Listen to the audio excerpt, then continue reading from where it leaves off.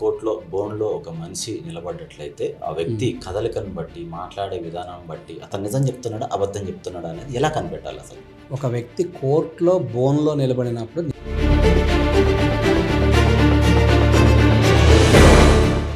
న్యాయం కోసం పోరాడే ఒక న్యాయవాదిలాగా ఉన్న మీకు ఎప్పుడైనా సరే ఒక మానవత్వం చచ్చిపోయింది ఒక క్వశ్చన్ రేజ్ అయినా సార్ మీకు ఎప్పుడైనా? సార్, మానవత్వం చచ్చిపోయింది, ఆ మానసిక వేదన నుంచి నువ్వు బయటికి రావాలి. లేదనుకోండి, రేపులు జరుగుతాయి, అత్యాచారాలు జరుగుతాయి, కావాలని కోపం పెరిగిపోతుంది, మనిషికి బీపీ షుగర్లు పెరిగిపోతుంది, మెడికల్గా ఫిజికల్గా వాళ్ళు హింసించేసుకుంటూ ఉంటారు. ఇప్పుడు ఫోక్సో కేసు కూడా ఈ మధ్యకాలంలో కొన్ని చూస్తున్నాం సార్. కొన్ని ఏంటంటే ఫోక్సో కేసు ఫైల్ అయిన తర్వాత అమ్మాయి మైనర్ అయితేనే ఫోక్సో అనేది ఒకటి కేసు పెట్టిన అమ్మాయి మీద కావచ్చు, ఆమె పేరెంట్స్ మీద కావచ్చు, ఒకవేళ లీగల్గా యాక్షన్ తీసుకునే అవకాశం ఏదైనా ఉంటుందా? ఫస్ట్ ఆ అమ్మాయి అసలు మైనరా కాదా, కేసు ఎఫ్ఐఆర్ అయిన వెంటనే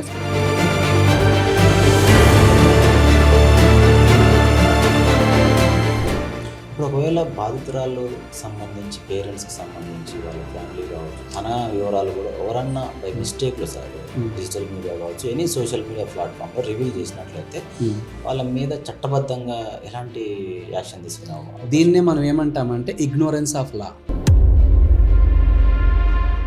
సో 100 రూపాయల తప్పుకి 100 రూపాయలే శిక్ష.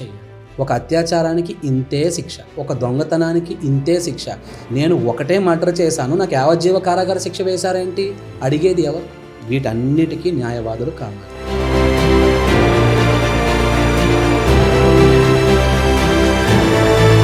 సార్, ఇప్పుడు మీరు ఒక విధంగా ఏంటంటే పదే కోర్టుకు వస్తున్నప్పుడు ఒక ప్రొసీజర్ అనేది ఉంటుంది, దానివల్ల కూడా చెల్లింపులు అనేవి సహజంగా ఉంటాయి, ఇదంతా క్లయింట్కి తెలియదు అనేది ఒక వర్షన్లో చెప్పారు. నువ్వు చెప్పిన ప్రాసెస్లో కాకుండా వేరేది ఏదైనా మాట్లాడితే దానికి సంబంధించిన డాక్యుమెంట్లు వేస్తే నువ్వు ఆ న్యాయవాది మీద యాక్షన్ తీసుకోవచ్చు.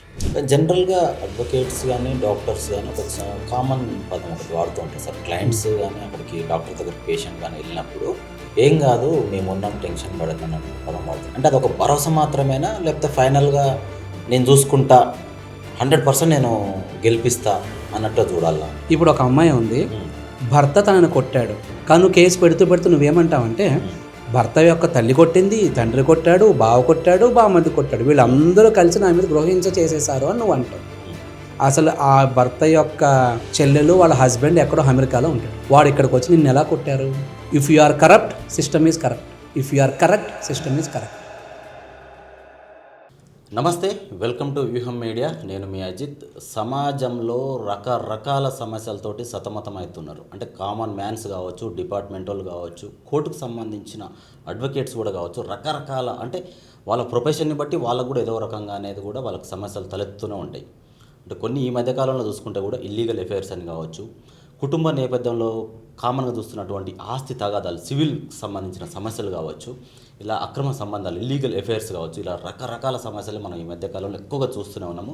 దీనికి సంబంధించి మనతో మాట్లాడడానికి, పూర్తి వివరాలు మనకు అందించడానికి సైకాలజిస్ట్, అలాగే human rights high court advocate Satyanarayana ఏకుల sir మనతో పాటు ఉన్నారు. ఒకసారి సార్కి వెల్కమ్ చేద్దాం. సార్ నమస్తే సార్. సార్, నిజంగా చూసుకుంటే ఇప్పుడు మీరు చెప్పిన దాన్ని బట్టి, ఇప్పుడు నేను చెప్పింది మీరు విన్న దాన్ని బట్టి క్లియర్గా మీకు అర్థమైపోయింది రకరకాల సమస్యలు. అంటే మనము గతంలో చూసుకుంటే కూడా హిందుత్వంలో పెళ్ళిళ్ళకు ఒక ప్రత్యేకమైన గుర్తింపు అనేది ఉంటూ ఉంటుంది. కానీ ఒకప్పటి మనకు చూసుకున్నట్లయితే గతంలో 1955 తర్వాత వచ్చినటువంటి హిందుత్వానికి సంబంధించిన పెళ్ళిళ్ళలో చూసుకుంటే 1955 కంటే ముందున్నటువంటి హిందుత్వ పెళ్ళిళ్ళలో అసలు తేడా ఏంది అంటే మనం ఎలా చూడొచ్చు సార్? ఏం చెప్తారు దీని గురించి? మీరు హిందుత్వం గురించి మాట్లాడుతున్నారు కాబట్టి ఇక్కడ ఒక విషయం చెప్పాలి సార్. మన భారతదేశానికి మనం తీసుకొచ్చినటువంటి హిందూ మ్యారేజ్ యాక్ట్ 1956. ఓకే. దానికి ముందు భారత రాజ్యం, దాని తర్వాత భారత రాజ్యాంగం. ఈ మాటలు చూడండి. దానికి ముందు భారత రాజ్యం, దాని తర్వాత భారత రాజ్యాంగం. ఓకే. సో అసలు మన భారత రాజ్యం ఒకప్పుడు ఎలా ఉండేది? రాముడేలిన రాజ్యమిదిరా, రత్నరాసుల నిలయమిదిరా, ధర్మధేనువు పాదమూడిన పౌరుషంబును సోదర. అది మన భారతదేశం. అవును. అసలు ఈ చట్టాలు, ఈ రాజ్యాంగాలు ఇవన్నీ లేకముందు రాజులు పరిపాలించినప్పుడు మనది రామరాజ్యం అనేటటువంటి భావనలో ఉన్నారు శ్రీకృష్ణదేవరాయలు. అందుకే అంటారు రాముడేలిన రాజ్యమిదిరా, ఒకటే భార్య ఒకటే భర్త. ఇల్లీగల్స్ అనేవి అక్కడ లేనే లేవు, అసలు వాళ్ళకి ఆలోచన కూడా రాలేదు. అదేవిధంగా రత్నరాసుల నిలయం ఇదిరా, రోడ్డు మీద రత్నాలు పోసి ఎవరికి కావాల్సిన వాళ్ళు అమ్ముకోవడం కొనుక్కోవడం చేసినటువంటి ఈ రాజ్యంలో దొమ్ములు, ఈ దోపిడీలు, హరాచకాలు, అత్యాచారాలు లేవు. అవును. ఇంకా క్లియర్గా చెప్పాలంటే ధర్మధేనువు పాదమోడిన పౌరుషమ్మును సోదర, ధర్మం కోసం ఎంతటికైనా సరే పోరాడేటటువంటి మన భారత రాజ్యాంగం ఇది. ఇటువంటి రాజ్యంలోంచి రాజ్యాంగం పుట్టుకొచ్చింది. అందులోంచి వచ్చినటువంటి అరాచకాలు, ఈ అరాచకాలన్నీ ఎందుకు మొదలయ్యాయి? కొంతమంది బతుకు దీవుకు దేశం వచ్చి బానిసలుగా మమ్ము ఎంచి మమ్ములనే సొమ్ములు అడిగే దమ్ములు ఎవడికి వచ్చారా అని మేజర్ చంద్రకాంత్ మూవీలో మన ఎన్టీఆర్ గారు చెప్పారు. అటువంటి వాళ్ళు రావడం వల్లనే మన భారత రాజ్యం అంతా కలుషితం అయిపోయింది. కలుషితం అయిపోయి ఎన్నో అరాచకాలు, అత్యాచారాలు పుట్టుకొచ్చాయి.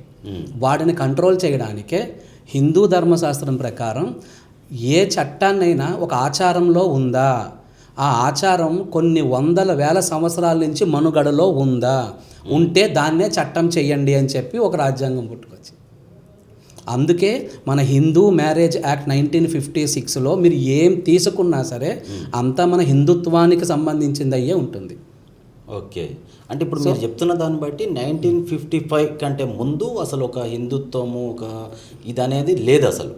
మీరు చెప్తున్న దాన్ని బట్టి అంటే 1956 నుంచి మాత్రమే ఇది మన హిందూ మ్యారేజ్ యాక్ట్ అనేది స్టార్ట్ అయింది. ఓకే. మరి ఈ యాక్ట్కి దానికి ఏంటి సంబంధం అంటే, ఇంతకుముందు ఈ రెండో భార్య, మూడో భార్య, వాళ్ళ పిల్లలు, వీళ్ళ పిల్లలు, వాళ్ళ ఆస్తులు, ఈ గొడవలు ఏమీ లేవు.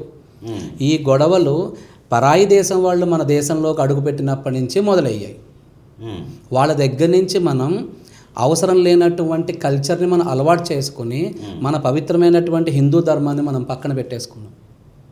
దానివల్లనే రెండో భార్యగా పిల్లలు, వాళ్ళకి ఆస్తులు, ఇది నాది, ఇది నీది కొట్టుకు చేస్తున్నాం.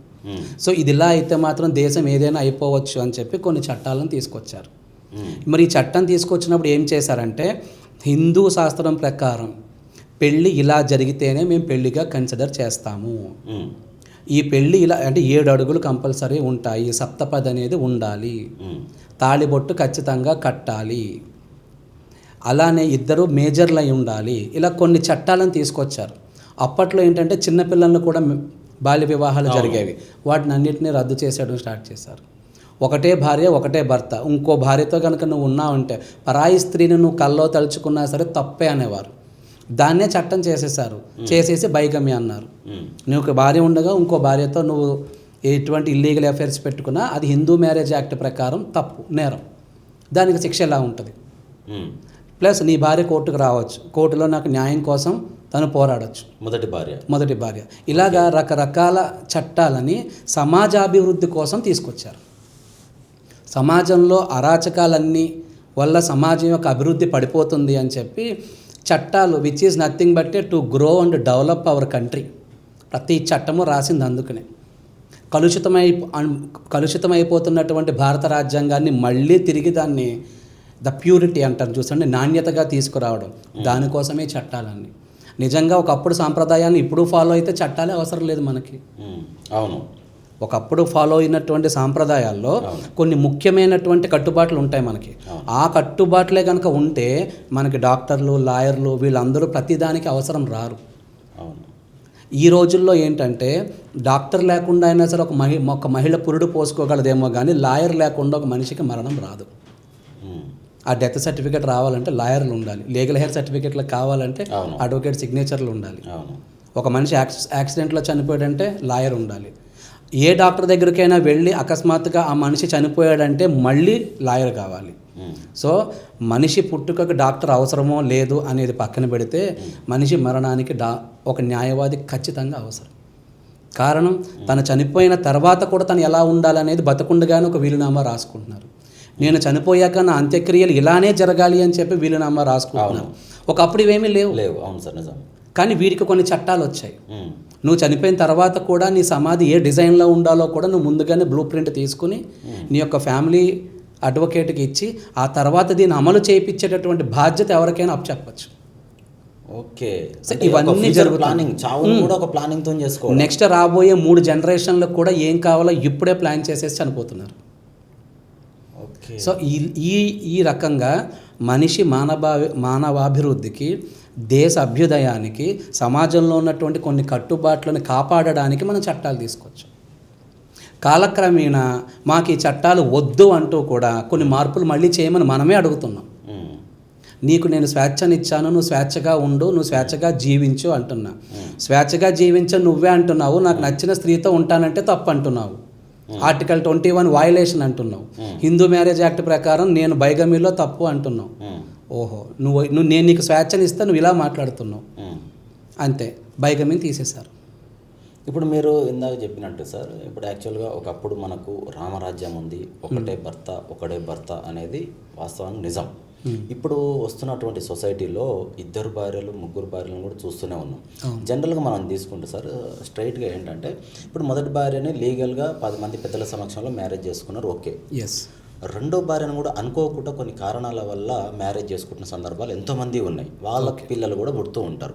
అంటే ఇప్పుడు కాలక్రమేణా వాళ్ళకు కూడా బాగోగులు, ఈ భర్త అనేది లీగల్గా చూసుకునే హక్కు ఉంటుందా? ఒకవేళ మొదటి భార్య దీనికి అడ్డుకట్ట వేసే అవకాశం ఉంటుంది? చట్టపరంగా ఈ భర్త చేసుకున్నాడుగా, అంటే చట్టపరంగా మొదటి భార్య కేసు వేయడానికి హక్కులు ఉన్నాయనే విషయం తెలుసు.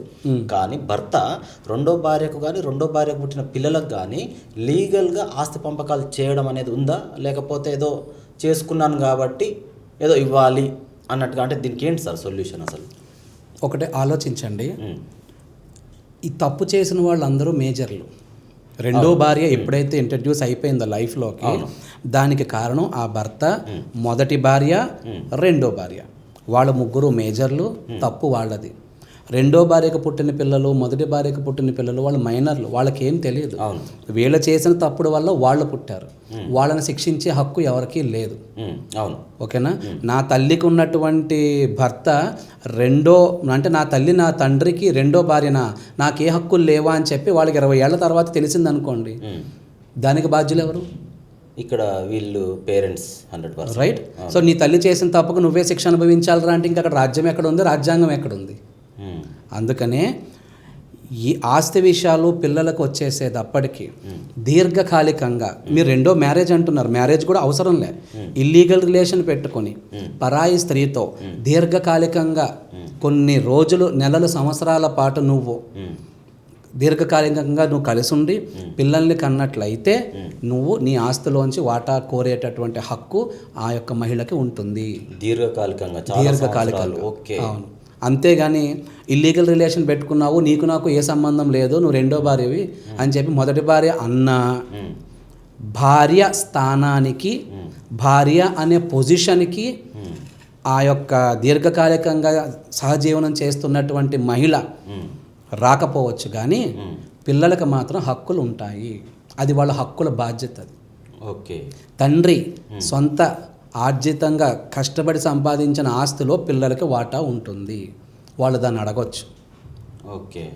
అది అంటే ఇప్పుడు మొదటి భార్య ఈ విషయంలో అడ్డుకట్ట వేసే అవకాశం లీగల్గా వేసినా వీళ్ళకి ఏం చెప్పాలి సమాధానం? వీళ్ళకి సమాధానం చెప్పి, ఇప్పుడు నీకు న్యాయం జరగాలి అంటే వాళ్ళకి అన్యాయం జరిగినా పర్లేదా? మొదటి భార్య అడ్డుకట్ట వేయచ్చు. ఎప్పుడు? నేనుండగా రెండో భార్యను తీసుకొచ్చావు నువ్వు అని చెప్పి, రెండో భార్య మెయింటెనెన్స్ కావాలని చెప్పి ఏదైనా వేస్తే, అమ్మ నీ పెళ్ళే చెల్లదు, నీకు మెయింటెనెన్స్ ఎందుకు వస్తుంది, నీకు ఏదైనా కాంపన్సేషన్ నీకు ఎందుకు వస్తుంది అని చెప్పి క్వశ్చన్ చేసే రైట్స్ ఉంటాయి. ఓకే. కానీ వాళ్ళ పిల్లలది ఏం తప్పు? అభంశుభం తెలియని పిల్లలు పుట్టారు, వాళ్ళు ఏదో చదువుకున్నారు, కొన్ని సంవత్సరాలకు తెలిసింది ఈ విషయం అంతా. దే ఆర్ ద లూజర్స్ కదా.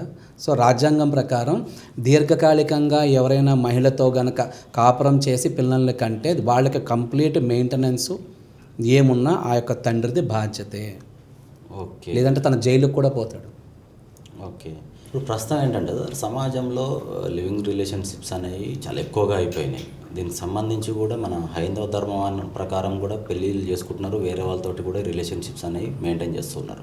అంటే ఒక మనం చట్టబద్ధంగా చూసుకుంటే ఈ విషయంలో సుప్రీంకోర్టు అనేది ఏం చెప్తుంది సార్ చట్టం? అసలు living relationship is not a illegal అని చెప్పి ఒకానొక సందర్భంలో కోర్టులో కొన్ని స్టేట్మెంట్స్ వచ్చాయి. అవును.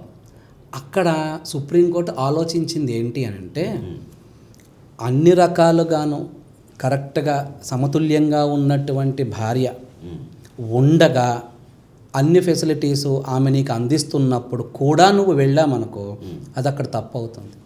ఓకే. కానీ మొదటి భార్యతో నీకు తనకి సరైన సహజీవనం లేనప్పుడు, అనివార్య కారణం వల్ల మీరిద్దరూ ఎప్పటికీ కలవలేకపోతున్నారని మీ మనసుకు బాధపడుతున్నప్పుడు, ఒక మహిళతో ఆ యొక్క మంచి రిలేషన్షిప్, ఇక్కడ వైఫ్ అండ్ హస్బెండ్, ఒక పురుష ఒక స్త్రీ యొక్క రిలేషన్ని మనం సెక్సబుల్గానో ఫిజికల్గానో చూడాల్సిన అవసరం లేదు.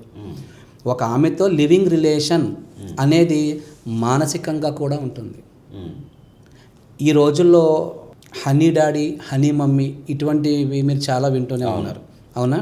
హనీ డాడీ, హనీ మమ్మీ ఇవేంటంటే వాళ్ళ ఏజ్కి వాళ్ళ అన్ని కష్టాలు పడి అనుభవించి ఒక 50 ఏళ్ల వరకు వాళ్ళు వచ్చేసారు. వాళ్ళ లైఫ్ మొత్తం వాళ్ళ గోల్స్కి, వాళ్ళ అచీవ్మెంట్స్కి వాటికే ఖర్చు పెట్టేసారు, అయిపోయింది.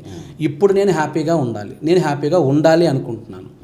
దీనికి నాకు ఒక మహిళ కూడా కావాలి. నా యొక్క ఎమోషన్స్ని షేర్ చేసుకోవడానికి, నా ఫీలింగ్స్ని షేర్ చేసుకోవడానికి నాకు ఒక మహిళ కావాలి. నేను ఆల్రెడీ ఉంటున్నటువంటి భార్యకి నేను విడాకులు ఇచ్చేసాను, లేదా నా యొక్క వర్క్ బిజీ షెడ్యూల్లో నాకు తనకి అసలు సరైనటువంటి బాండింగ్ లేదు. ఈ రకరకాల కారణాలు వాళ్ళకు ఉన్నాయి. వీటన్నిటి వెనకాల ఉన్నటువంటి అర్థం ఒక్కటే, ఒక మనిషి స్వేచ్ఛగా తనను తాను ఈ ప్రపంచానికి పరిచయం చేసుకునే విధంగా స్వేచ్ఛగా తన జీవితాన్ని గడపడం అనేది ఆర్టికల్ 21 ఇచ్చినటువంటి కాన్స్టిట్యూషనల్ రైట్ అంటాం. ఆ కాన్స్టిట్యూషనల్ రైట్లో కొన్ని రిలేషన్స్ అడ్డొస్తున్నాయి. భార్య పిల్లల కోసమే బతకాలి, వాళ్ళ కోసమే సంపాదించిందంతా ఇవ్వాలి, ఇలా చాలా వస్తున్నాయి. కానీ 60 ఏళ్ళు అయిన తర్వాత మరి ఆ పిల్లలు అంతే బాధ్యతగా తల్లిదండ్రులను చూస్తున్నారా? లేదు. అలానే 25 సంవత్సరాల నుంచి 50 ఏళ్ళు వచ్చే వరకు ఆ తండ్రి ఎక్కడో మిలిటరీలోనో లేదంటే వేరేటటువంటి మంచి మంచి గవర్నమెంట్ పొజిషన్స్లోనో వాళ్ళు ఉండి దేశం కోసం కష్టపడి సేవ చేసి తిరిగి వస్తున్నారు. వాళ్ళ లైఫ్లో అన్నీ త్యాగం చేసేసారు. కానీ వాళ్ళకి ఆ వయసులో నాకు ఒక తోడు కావాలి అని అనిపించింది. అప్పుడు కొన్ని బంధుత్వాలు అడ్డొస్తే ఆ మనిషి స్వేచ్ఛగా ఎక్కడ బతుకుతున్నట్లు? సో ఇక్కడ లివింగ్ రిలేషన్షిప్ అనగానే ఒక మహిళతో అక్రమ సంబంధం అనేది సుప్రీంకోర్టు యొక్క ఆలోచన కాదు. ఓకే. నువ్వు సక్రమంగా ఉండలేని స్థానంలో వేరే వాళ్ళని తీసుకొచ్చావు కాబట్టి అది అక్రమ సంబంధం అయిపోయింది అని అంటున్నారు కొంతమంది. కానీ సక్రమమైన మార్గంలోనే మీరు ఉన్నారు. మీ మనసు ఇక్కడ చలించలేకపోతుంది, మీరు అక్కడ హ్యాపీగా ఉండలేకపోతున్నారు. దానివల్ల మీ లైఫ్ ఎక్కడో వెనకబడిపోతుంది అనేటువంటి వెసులుబాటు ఉంది మీకు.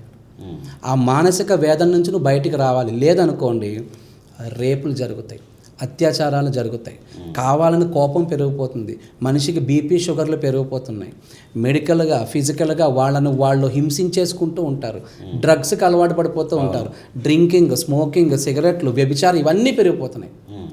ఎందుకు గత 15 సంవత్సరాలుగా ఇవన్నీ పెరుగుతున్నాయి, క్రైమ్ రేట్ ఎందుకు పెరుగుతోంది అనేటువంటి అధ్యయనంలో ఇది ఒక పార్ట్ కనబడింది. అందుకనే మనకి రాజ్యాంగం కాన్స్టిట్యూషనల్ దాని ప్రకారం నీకు స్వేచ్ఛగా జీవించే హక్కు నేను ఇస్తున్నా. నీ స్వేచ్ఛ నువ్వు ఈ మహిళతో ఉంది అని నువ్వు అనుకుంటే, ఇది ఎవరికీ భంగం కలగకుండా నువ్వు ఉండగలిగితే నువ్వు ఉండు. But no one should question this. అక్రమ సంబంధాన్ని నువ్వు క్వశ్చన్ చేసావంటే మాత్రం నీ మొదటి భార్యకి చాలా రైట్స్ ఉంటాయి. నీ మొదటి భార్య క్వశ్చన్ చెయ్యొచ్చు, వాళ్ళ పిల్లలు క్వశ్చన్ చెయ్యొచ్చు, ఫైనాన్షియల్ పొజిషన్ మీద వాళ్ళు క్వశ్చన్ వేయచ్చు, గుడ్ విల్ మీద క్వశ్చన్ వేయచ్చు. అందుకే పెద్ద పెద్ద సెలబ్రిటీస్ కూడా 200-300 కోట్లు ఇచ్చి యాజ్ పర్ లా మొదటి భార్యకి విడాకులు ఇచ్చి విత్ పబ్లిక్ స్టేట్మెంట్తో రెండో వివాహం చేసుకుంటున్నారు, లేదా రెండో ఆమెతో లివింగ్ రిలేషన్లో ఉంటున్నారు. Right? Because I feel very happy when I'm living with you. నాకు అక్కడ లిబర్టీ కనబడుతోంది. నేను అక్రమంగా లేను. మొదటి భార్యకి ఏం చేయాలో అన్నీ చేసి ఈ సక్రమమైన మార్గంలోకి వచ్చాను. నువ్వేమన్నా అక్రమం అంటున్నావు అంటే ఇది వాళ్ళ వాదన చెప్తున్నాను నేను మీకు. అదే గాట్ ఇట్? సో ఈ విధంగా లివింగ్ రిలేషన్స్ పెరుగుతున్నాయే తప్ప ఓన్లీ ఫిజికల్ రిలేషన్ కోసం లివింగ్ రిలేషన్స్ కోసం సుప్రీంకోర్టు కరెక్టే అని చెప్పలే.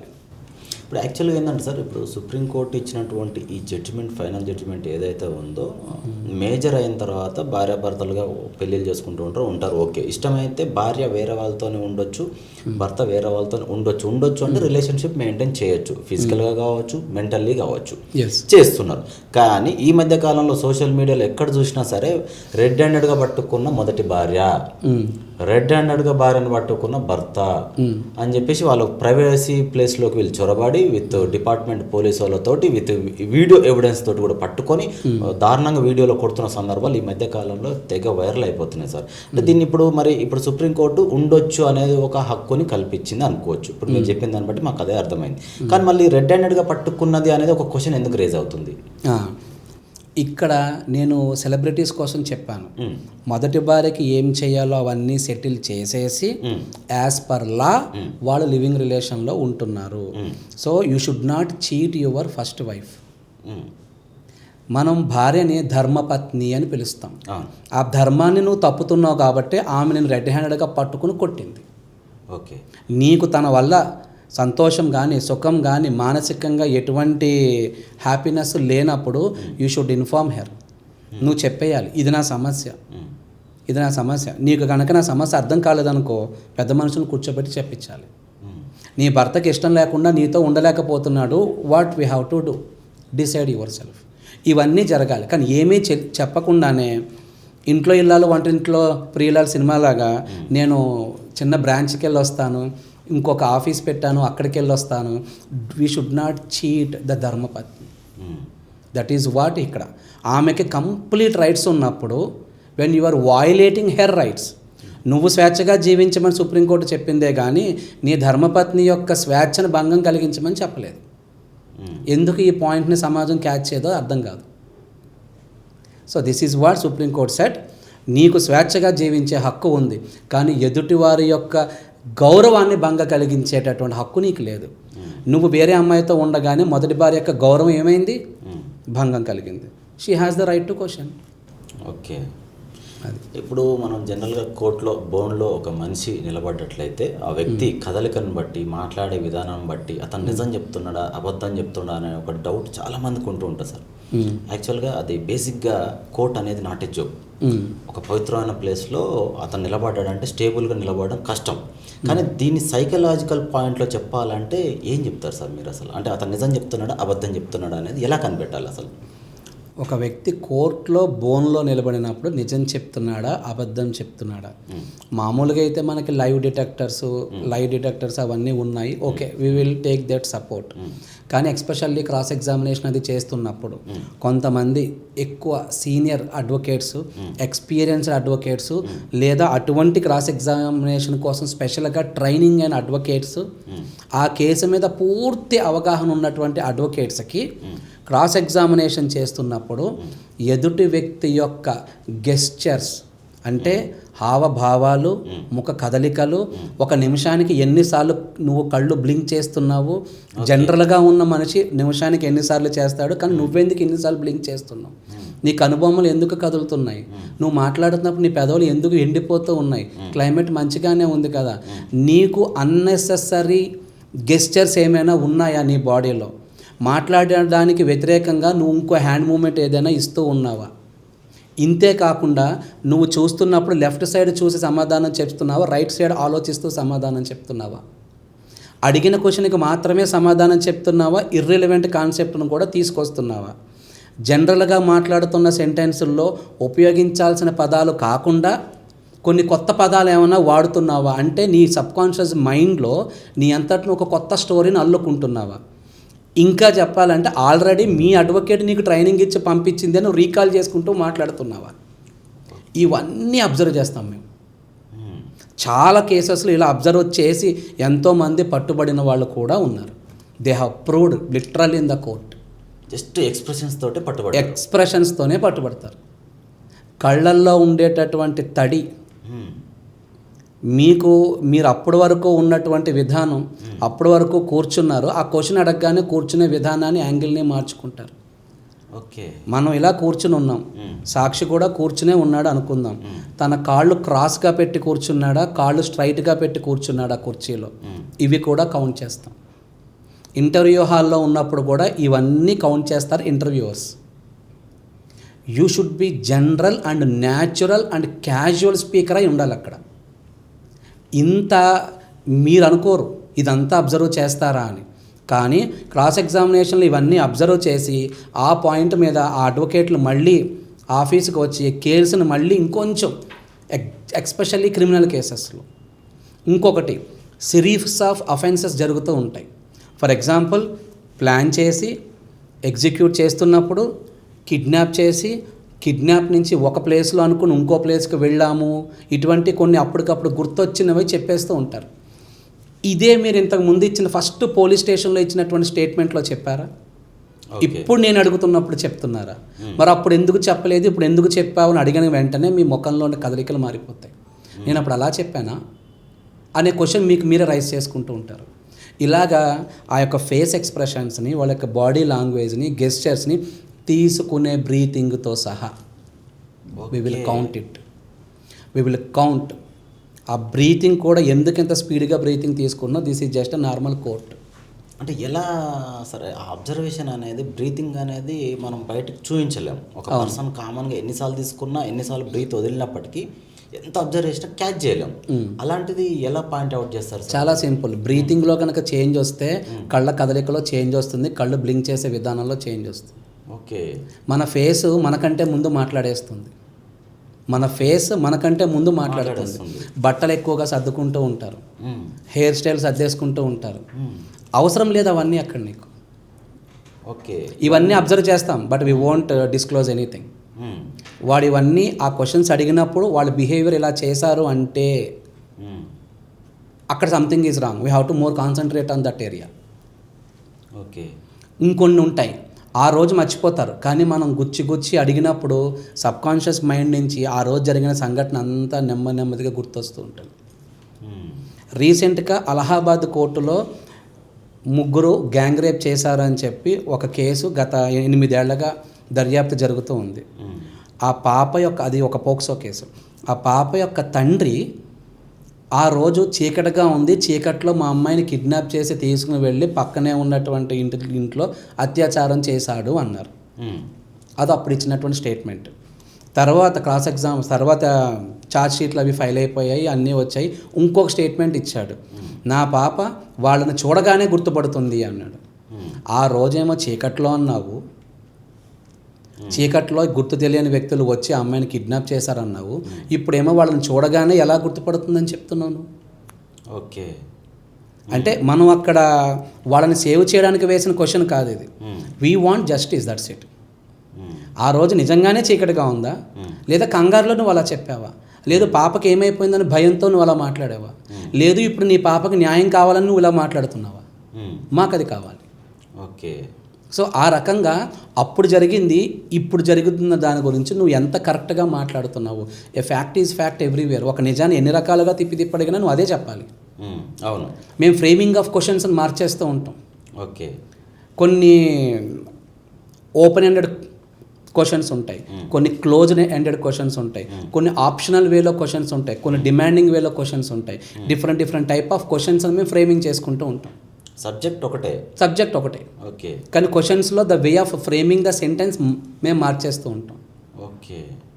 తనని తానుగా ఆ క్వశ్చన్లోకి ఇన్వాల్వ్ అయ్యేలాగా క్వశ్చన్ వేసి ఇక్కడ దాకా నీకు అర్థమైందా, అర్థమైంది, మరి ఇది ఎందుకు ఇలా జరిగింది అంటాం వెంటనే. ఓకే. అలా అర్థమైందని అడగకుండానే ఇక్కడికి వచ్చేసామనుకోండి, నాకు ఇది అసలు ఏం తెలియదు అంటాడు వెంటనే, సింగిల్ ఆన్సర్ ఇచ్చేస్తాడు అంతే. సో అందుకని మేము ఏం చేస్తూ ఉంటామంటే ఇక్కడ మేము in the sense the experts, not only మీ అని నేను చెప్పట్లేదు, మా గురువులు వాళ్ళందరూ ఇవి చేశారు, ఇవన్నీ నడిచాయి కోర్టులో. అలా చేస్తారు కాబట్టి అటు పోలీసులైనా ఇటు క్రిమినల్ లాయర్స్ అయినా చాలా కరెక్ట్గా ఆర్గ్యుమెంట్స్ చెప్పి వాళ్ళకి కావాల్సిన నిజాల్ని రాబడుతూ ఉంటారు. ఇప్పుడు ఫోక్సో కేసు కూడా ఈ మధ్యకాలంలో కొన్ని చూస్తున్నాం సార్. కొన్ని ఏంటంటే ఫోక్సో కేసు ఫైల్ అయిన తర్వాత అమ్మాయి మైనర్ అయితేనే ఫోక్సో అనేది ఒకటి మనం చట్టబద్ధంగా చూస్తూ ఉన్నాం. అయితే ఇప్పుడు ఒకవేళ అమ్మాయి నిజంగానే మైనర్ అయినప్పటికీ కేసు ఒకవేళ చట్టపరంగా అతని మీద ఎలాంటి శిక్ష పడే అవకాశం ఉంటుంది, ఎన్ని సంవత్సరాలు శిక్ష పడే అవకాశం ఉంటుంది?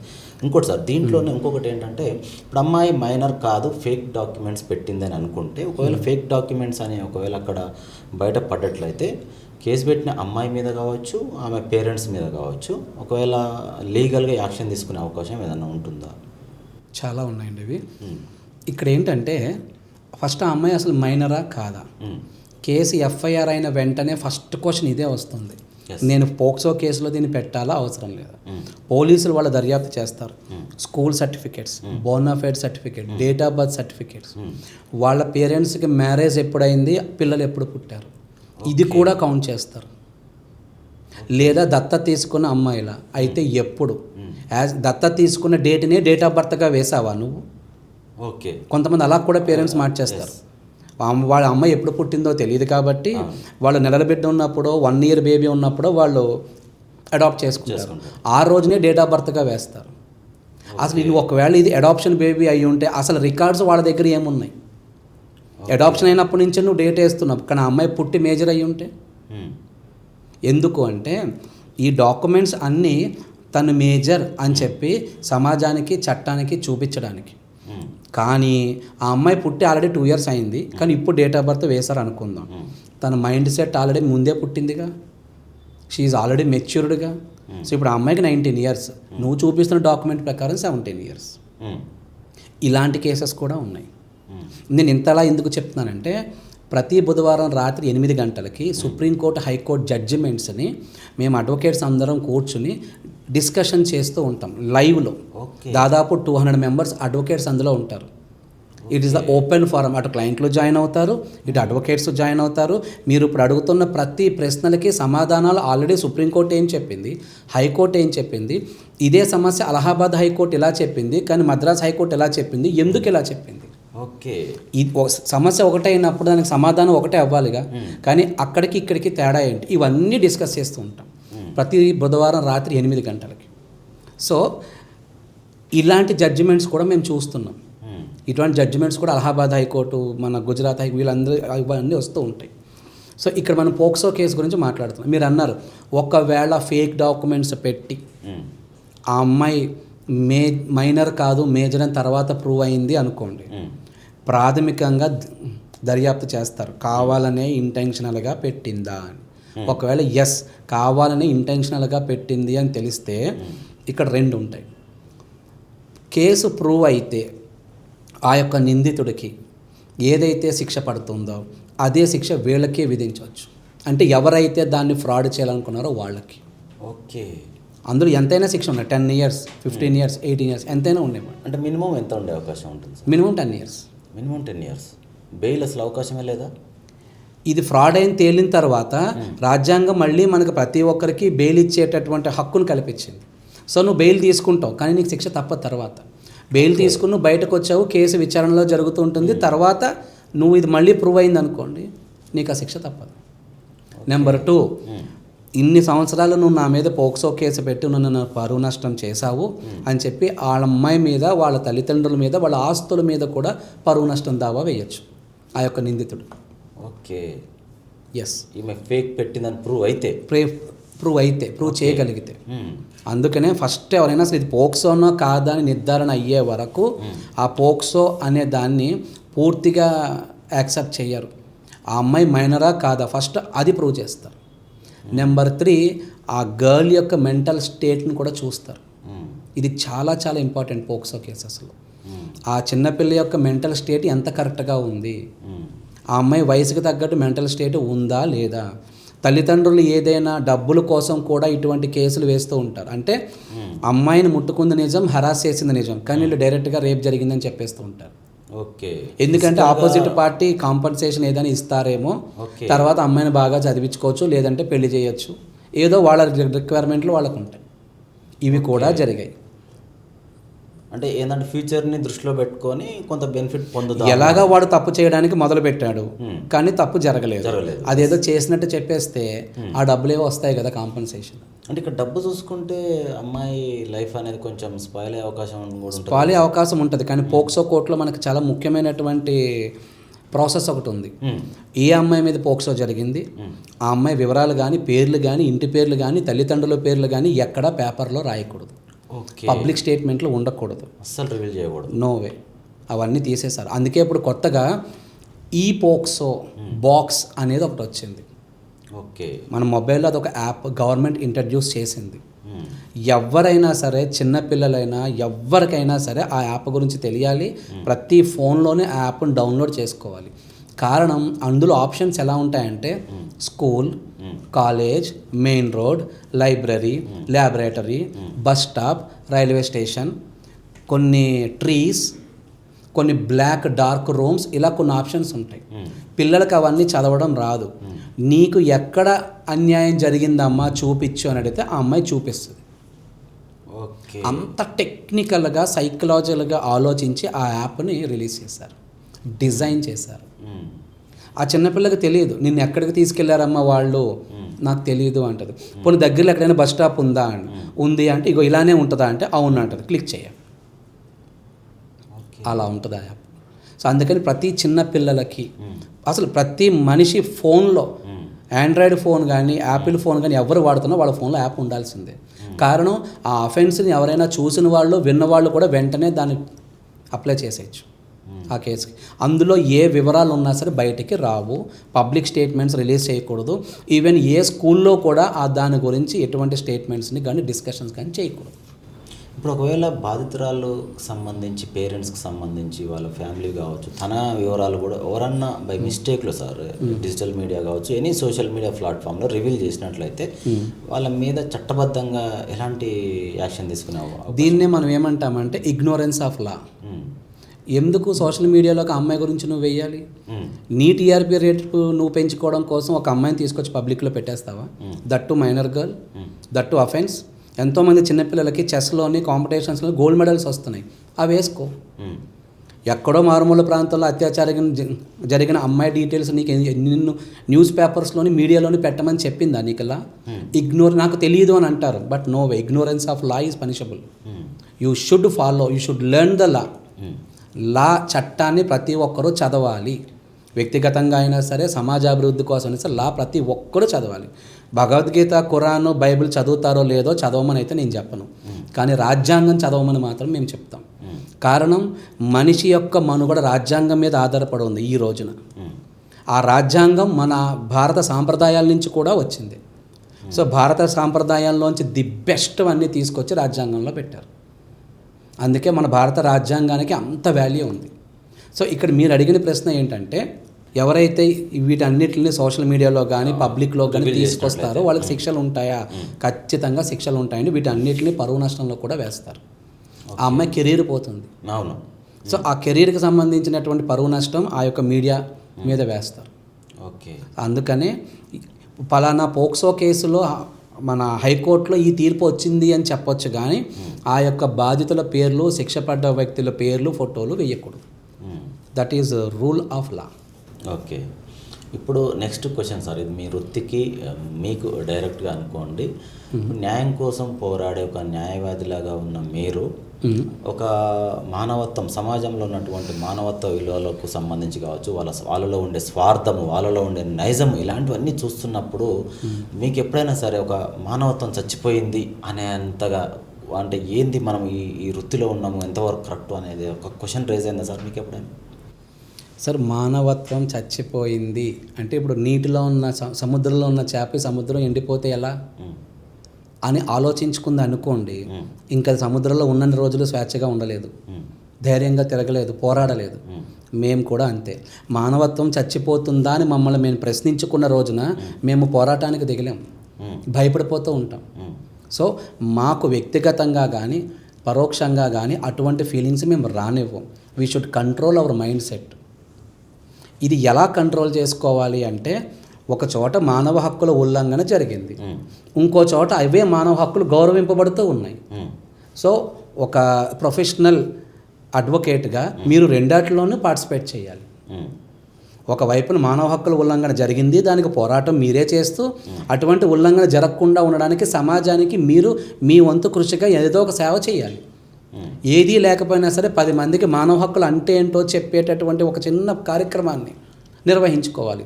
దగ్గరలో ఉన్న కోర్టులో కానీ, దగ్గరలో ఉన్నటువంటి పోలీస్ స్టేషన్లో కానీ, గ్రామ పంచాయతీ సభల్లో కానీ, ఎప్పుడైతే నువ్వు పాజిటివ్ కోసం మాట్లాడుతూ ఉన్నావో నెగిటివ్ నీ మీద ఎప్పుడు ఎటువంటి ఇంపాక్ట్ని చూపించదు. సో ఈ విధంగా మానవత్వం చచ్చిపోతుందేమో అని మేము ఎప్పుడు భయపడము. కారణం, మనిషి బతుకున్నంత కాలం మానవత్వం నిలబడుతూనే ఉంటుంది. దాన్ని కాపాడేవాడు న్యాయవాదే. అందుకే మా సంస్థకి హ్యూమన్ రైట్స్ అడ్వకసీ అడ్వైజరీకి మేము పెట్టుకున్న tagline the voice of humanity. మానవత్వానికి మాది ఒక గొంతు. ఇప్పుడు ఒక నిందితుడు జనరల్గా ఇప్పుడు సమాజంలో ఎన్నో ఇన్సిడెంట్స్ జరుగుతూనే ఉన్నాయి. ఒక నిందితుడు హత్య కానీ అత్యాచారం కానీ చేసిండని మీకు వ్యక్తిగతంగా తెలిసిన తర్వాత కూడా మీ వృత్తి ధర్మం ప్రకారమే మీరు అతడు ఇచ్చిన ఫీ కావచ్చు ఎనీ ఒక ఆప్షన్ తోటి మీరు మీ వృత్తి ప్రకారమే అతను కాపాడడానికి ప్రయత్నం చేస్తారా, లేకపోతే న్యాయం కోసం పోరాడతారా? ఏం చేస్తారు సార్ ఫైనల్గా మీరు ఈ విషయంలో? న్యాయం కోసం పోరాడతారా అంటున్నారు. మా వృత్తి మా న్యాయమే కదా. అంటే నేను ఈ వృత్తి చేపడుతున్నప్పుడు నేను ఒక ప్రమాణం చేశాను. నా దగ్గరకు ఒక క్లయింట్ వచ్చినప్పుడు తాను ఏ స్టేట్మెంట్నైనా ఇవ్వని యాజ్ పర్ లా నేను దాన్ని తీసుకుని వెళ్ళాలి. సార్ నేను ఒక వ్యక్తిని హత్య చేసి చంపేశాను, ఇక్కడి నుంచి వెళ్ళిపోను, ముందు పోలీస్ స్టేషన్కి పో, సరెండర్ అయిపో, మాకు సంబంధం లేదు, ఇటువంటి మాటలు రావు. ఓకే, ఒక వ్యక్తిని నువ్వు చంపానని నువ్వే చెప్తున్నావు, చెప్పి మరి నా దగ్గరకు వచ్చి ఎందుకు చెప్తున్నావు? నిన్ను కాపాడమనా, లేదా నిన్ను ఆ విషయం తెలిసిన ఆపోజిట్ వ్యక్తులు వచ్చి నిన్ను చంపేస్తారని కాపాడమంటున్నావా? So we have to talk to the person first thing. మేము న్యాయం కాపాడాలి అనుకుంటే మాకు ఆ పేషెన్స్ ఉండాలి. సో తప్పు చేసిన వ్యక్తి తరపున న్యాయవాదం ఉండకూడదు అంటే అసలు నువ్వు తప్పు చేసావన్న విషయం ఎవరికి తెలుసు? ఒక మహిళ తనకు తాను సెల్ఫ్ డిఫెన్స్ అని చెప్పి తన మీద అత్యాచారానికి ఒక వ్యక్తి వచ్చాడు, ఒకరిని చంపేసిందండి. ఈ విషయం ఎవ్వరికీ తెలియదు. ఓకేనా? ఆ అమ్మాయి ఆ భయంలో ఒకటే ఆన్సర్ చెప్తాను, అమ్మా నువ్వు చంపావా? చంపాను, మర్డర్ అని చెప్పి రాసేస్తే ఆ అమ్మాయికి శిక్ష పడిపోయింది. Then what is the use? ఆ అమ్మాయి మర్డర్ చేసింది అక్కడ? లేదు. అప్పుడు ఆ అమ్మాయి తరపున ఒక న్యాయవాదం ఉండాలి. ఆ మహిళ ఆ హత్య ఎందుకు చేయాల్సి వచ్చింది, ఓకే, నిజంగానే వాడి మీద హత్య చేయడానికి మాకు కొన్ని రూల్స్ ఉంటాయి. ప్లాన్ చేసి ప్లాన్ని ఎగ్జిక్యూట్ చేసి ఒక ఒక క్రూయల్ ఇంటెన్షన్ నువ్వుతో గనక నువ్వు ఆ ఒక వ్యక్తిని గనక నువ్వు చంపి ఆ చంపడానికి రకరకాల వెపన్స్ని కానీ ఆలోచనాపరమైనటువంటి దృష్టిని కానీ తీసుకొచ్చి చంపినప్పుడు దాన్ని మేము హత్య అని పిలుస్తాం. Okay, right. కానీ ఆ అమ్మాయి ఆ యొక్క వ్యక్తిని ప్లాన్ చేయలేదు, చంపడానికి ఎటువంటి వెపన్స్ వాడలేదు, అప్పటికప్పుడు ఏదో జరిగింది. అది ఏం జరిగిందమ్మా, నువ్వు ఏ ప్లానో చేయకుండా వాడిని ఎలా చంపగలిగావు అని అడిగినప్పుడు, సార్ వాడు నన్ను అత్యాచారం చేస్తాడన్న విషయం నాకే తెలియదు, నా క్లోజ్ ఫ్రెండ్, ఇద్దరం ఒకటే కాలేజ్ ఒకటే క్లాసు 4 ఇయర్స్గా చదువుకుంటున్నాము, నేనంటే ఇష్టమని చెప్పాడు, మంచి ఫ్రెండ్స్లానే ఉన్నాం. కానీ ఒక రోజున ఇలా జరిగింది, నాకు నచ్చలేదు, నేను ఎంతో చెప్పి చూశాను, వినలేదు, అనుకోకుండా నాకు ఏం చేయాలో తెలియలేదు, తల్లో ఉన్న హెయిర్ పిన్ తీశాను, గట్టిగా అతని మీదకి విసురుదామని చెప్పి ఇలా అన్నాను, అది తన గొంతుకు తెగింది, కట్ అయిపోయి చనిపోయాడు సార్. ఏ వెపను వాడలేదు ఆ అమ్మాయి. చాలా నర్వస్ ఇక్కడ చాలా స్మూత్గా ఉంటాయి, వాళ్ళ హెయిర్ పిన్స్ ఏమో షార్ప్గా ఉంటాయి. వాళ్ళు పెద్ద పెద్ద క్లిప్స్ పెట్టుకుంటారు కదా, ఆ క్లిప్ని ఓపెన్ చేసామంటే అవి చాలా షార్ప్గా ఉంటాయి, దాంతో చంపేసి. ఓకే. ఇప్పుడు న్యాయవాదం ఎక్కడ వస్తుంది? ఆ అమ్మాయి ఇంటెన్షనల్గా కావాలని చంపలేదు, తనని తాను కాపాడుకోవడానికి మాత్రమే చంపింది అని మేం ప్రూవ్ చేయాలి కోర్టులో. మేం ప్రూవ్ చేయాలి కాబట్టే మేము ఆ న్యాయవాదం తప్పు చేసిన వ్యక్తి వైపు కూడా నిలబడుతుంది. ఇది ఒక పాజిటివ్ సినారియో. నెగిటివ్ సినారియో చెప్తాను చూడండి. సీసీటీవీ ఫుటేజ్లో క్లియర్గా కనబడుతోంది ఆ పాపను వాడే కిడ్నాప్ చేశాడు, తీసుకువెళ్ళాడు, ఏ రోడ్లో తీసుకెళ్ళాడు, ఎక్కడికి తీసుకెళ్ళి అత్యాచారం చేసి చంపేశాడు. సీసీటీవీ ఫుటేజ్లో ఇదంతా కనబడుతుంది. అయినా తన తరపున ఒక అడ్వకేట్ ఉంటాడు. మీరు అన్నారు కదా, తను తప్పు చేశాడని తెలిసి కూడా ఒక అడ్వకేట్ ఎందుకు ఉండాలి తనకి అంటే, భారత రాజ్యాంగం ప్రకారం ఒకడు తప్పు చేశాడని తెలిసి ఎవరికి తెలిసింది?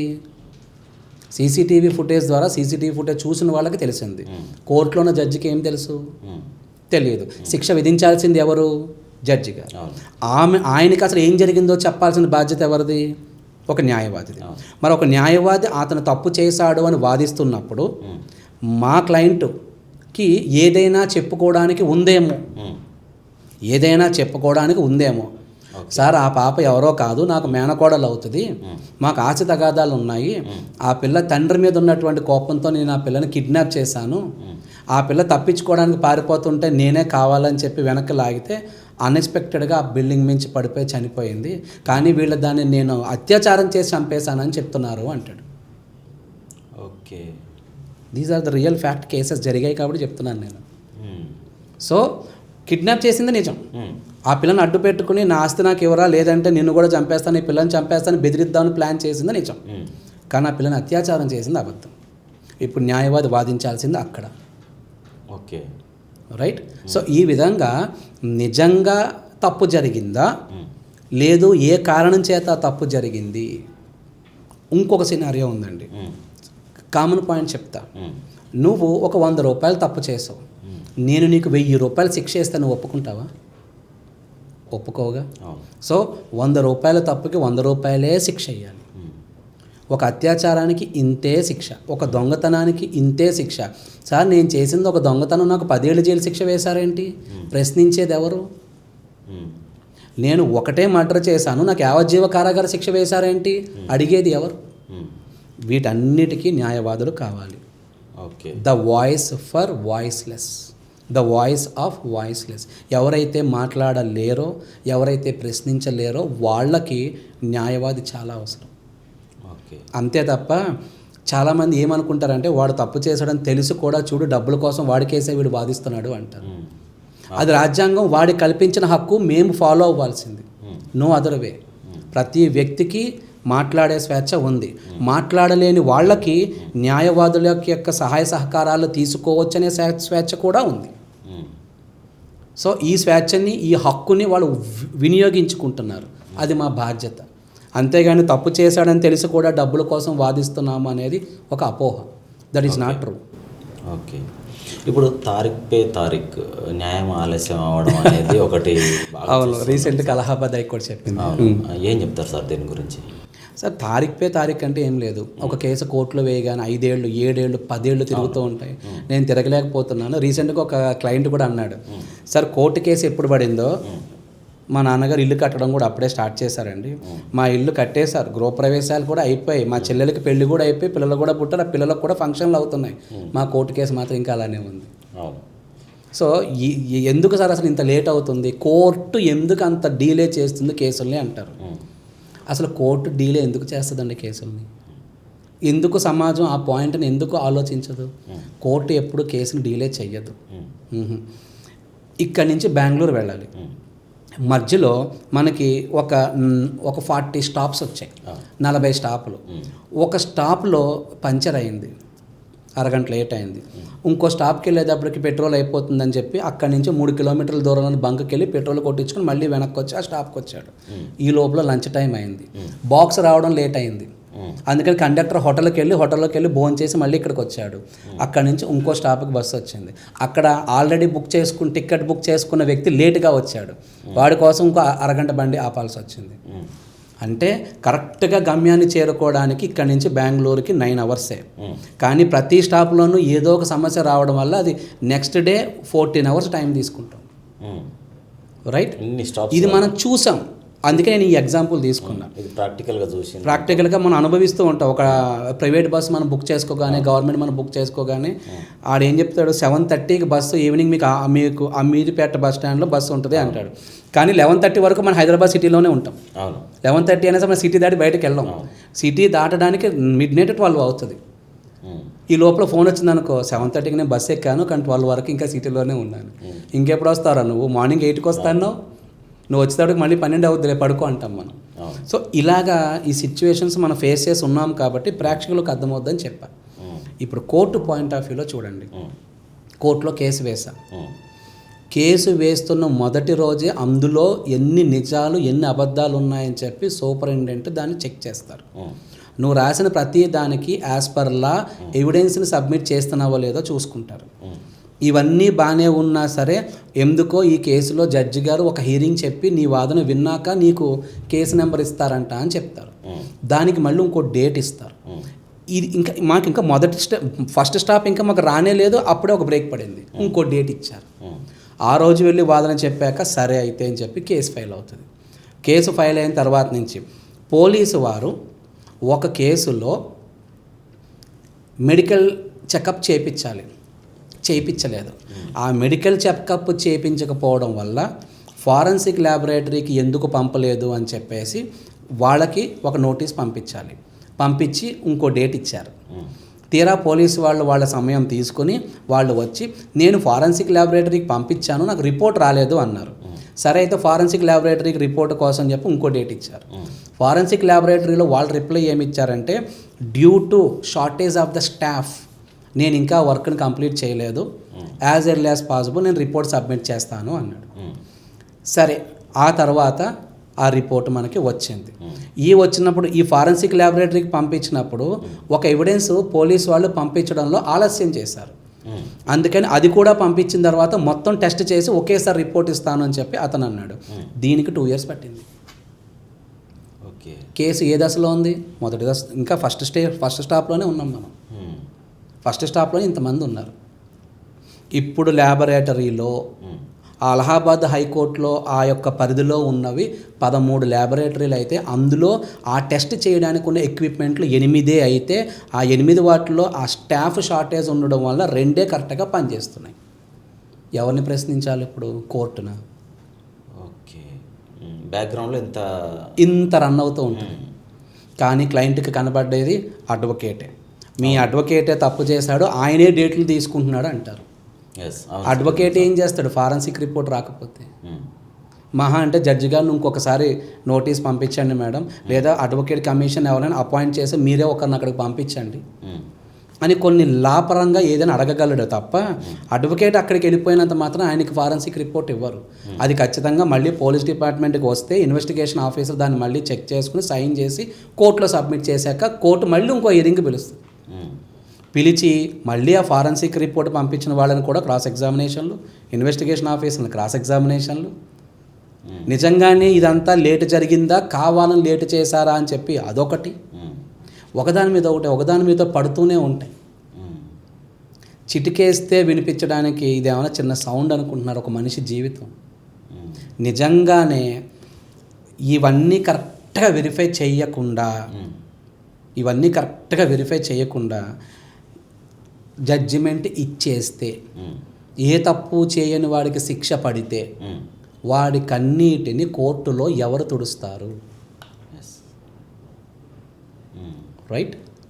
ఆ కన్నీటిని. ఈ క్వశ్చన్ ఎందుకన్నానంటే 60 ఏళ్ల వృద్ధుడి పైన పోక్సో కేసు వేశారు, అత్యాచారం చేసినట్లు. 15 ఏళ్ళు విచారణ జరిగింది, 75 ఏళ్ళు వచ్చాయి. అప్పుడు అతను అది చేయలేదు, తనకు అంత మెడికల్ అండ్ ఫిజికల్ ఎఫెక్ట్ ఆ యొక్క ఎబిలిటీ లేదు అని మెడికల్ సర్టిఫికేట్ ద్వారా ప్రూవ్ అయింది. ఆయన అత్యాచారం చేయలేదని ఎంత చెప్పినా అప్పుడు వినలేదు. ఆ యొక్క అది విలేజ్ కదా, సీరియస్ అయిపోవడం, ఒక ప్యానిక్ సిచ్యువేషన్ క్రియేట్ చేయడం, పోలీసులకి ఏం చేయాలో తెలియక ఎఫ్ఐఆర్ చేశాడు.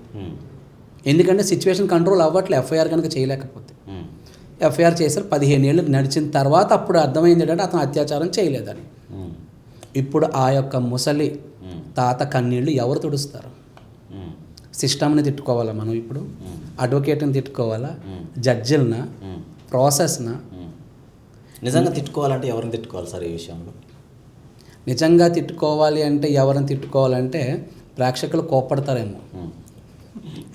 నిజంగా తిట్టుకోవాలి, ఎవరిని తిట్టుకోవాలి అంటే అండి, మన పిల్లలు మన బాధ్యత, మన ఆస్తులు మన బాధ్యత, మన భార్య, మన పిల్లలు, మన ప్రాపర్టీ, మన బంధాలు, మన బంధుత్వాలు, మన సమాజం.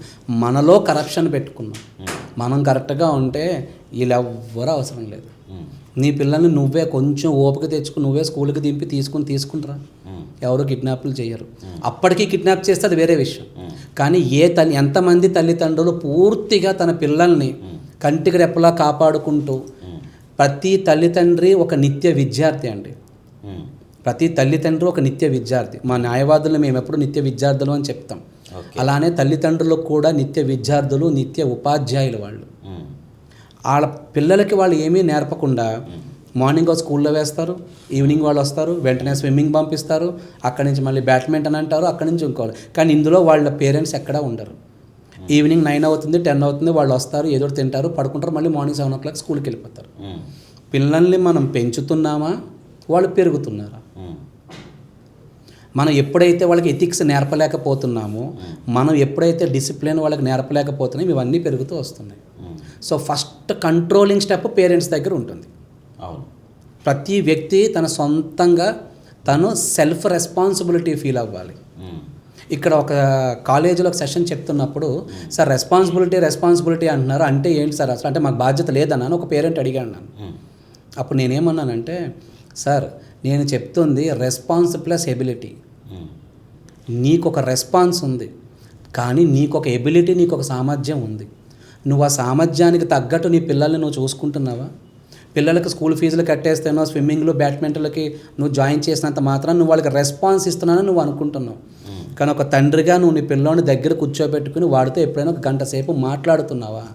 ఆ ఎబిలిటీ నీకు ఉంది కదా, ఆ ఎబిలిటీ నువ్వు ఎందుకు ఫుల్ఫిల్ చేయట్లేదు?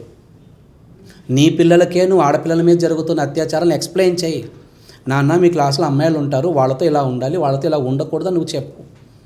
పేరెంట్స్ని కదా సార్ మేము ఎలా చెప్తాం పిల్లలకి అంటారు. అరే నువ్వు చెప్పకపోతే ఇంకెవరు చెప్తారు? ప్రైవేట్ పార్ట్స్ అంటే ఏంటి, ఆడపిల్లల్ని ఎక్కడ ముట్టుకోవచ్చు ఎక్కడ ముట్టుకోకూడదు, అబ్యూజింగ్ వర్డ్స్ అంటే ఏంటి, వాటిని మనం ఉపయోగిస్తే మనకు వచ్చే కాన్సిక్వెన్సెస్ ఏంటి, పిల్లలకి మనమే నేర్పుకోవాలి. అంతేగాని ప్రైవేట్ పార్ట్స్ అంటే ఏంటంటే ఇంకో పిల్లవాడు వచ్చి మన పిల్లవాడికి నేర్పుతాడా? నేర్పితే అది మళ్ళీ చట్ట ప్రకారం నేరం అవుతుంది. ఓకే. ఎందుకంటే వాడికే పూర్తి పరిజ్ఞానం లేదు. అవును. They are dependent on someone కదా.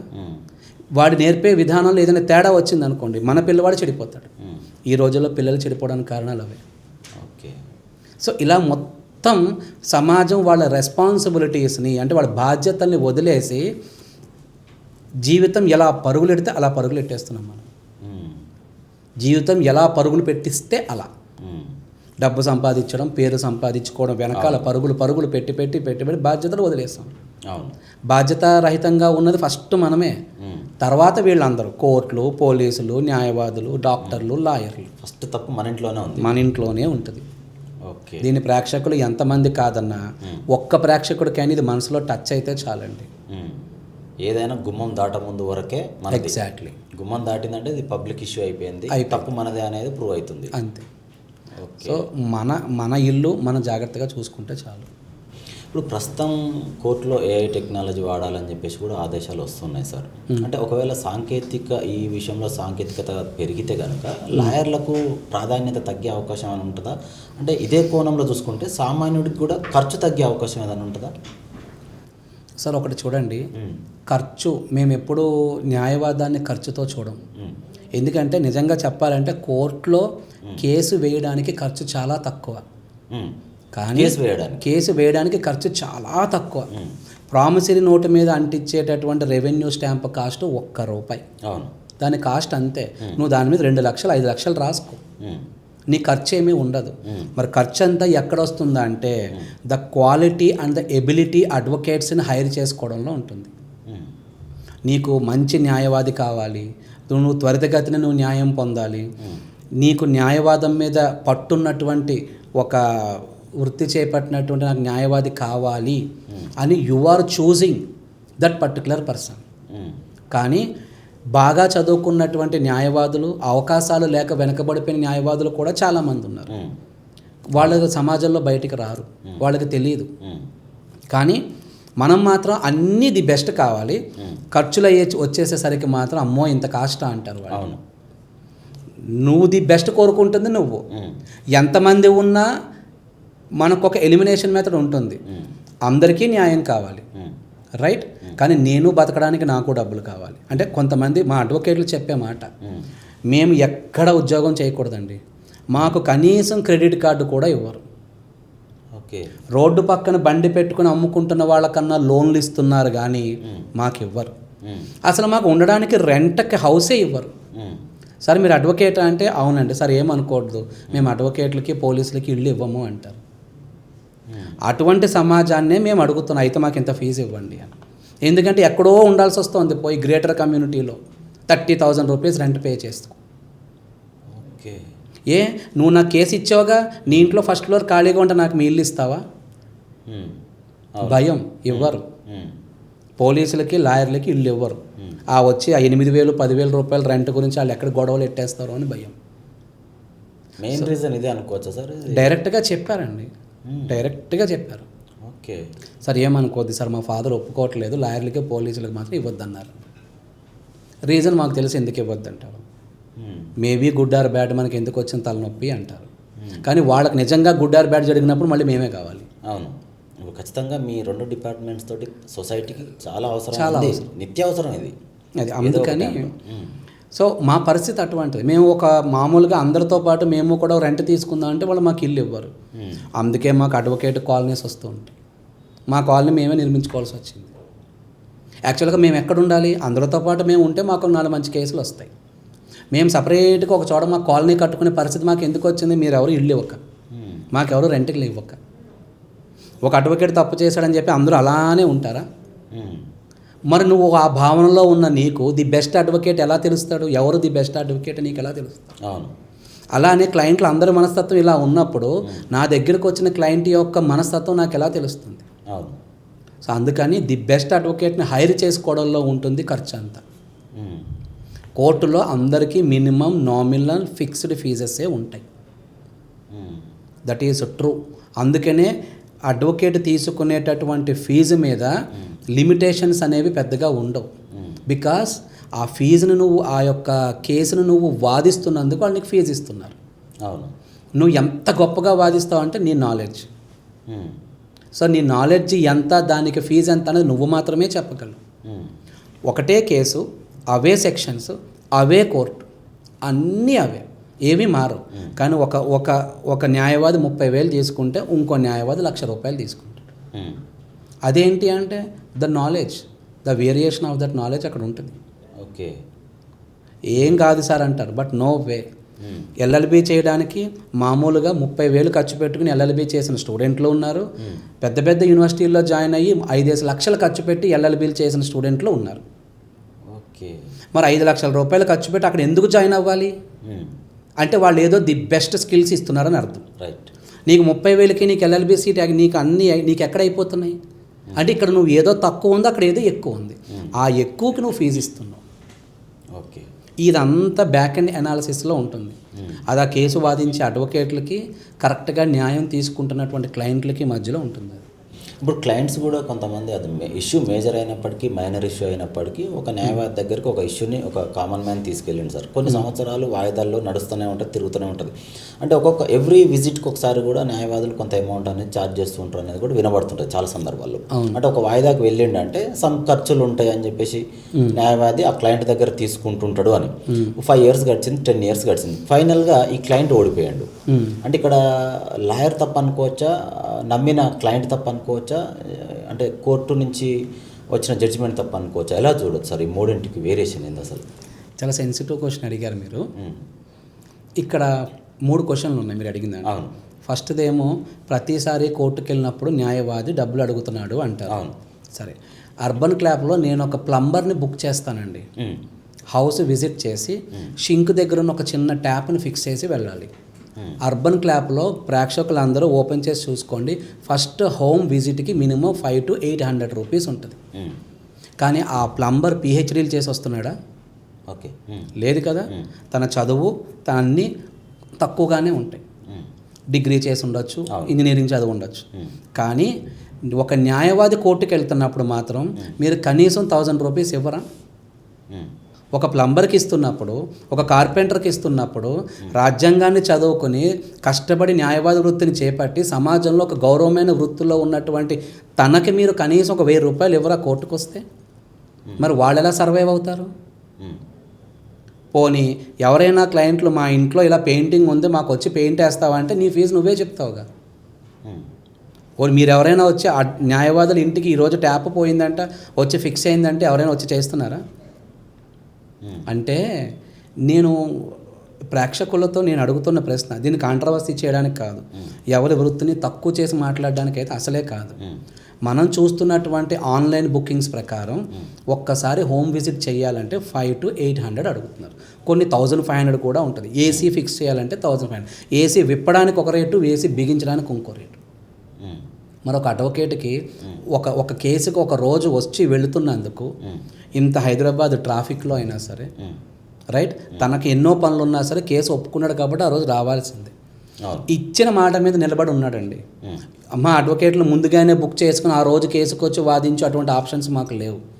ఒకసారి నువ్వు కేసు తీసుకుంటే 3 ఏళ్ళు పట్టినా 5 ఏళ్ళు పట్టినా నువ్వే చూసుకోవాలి.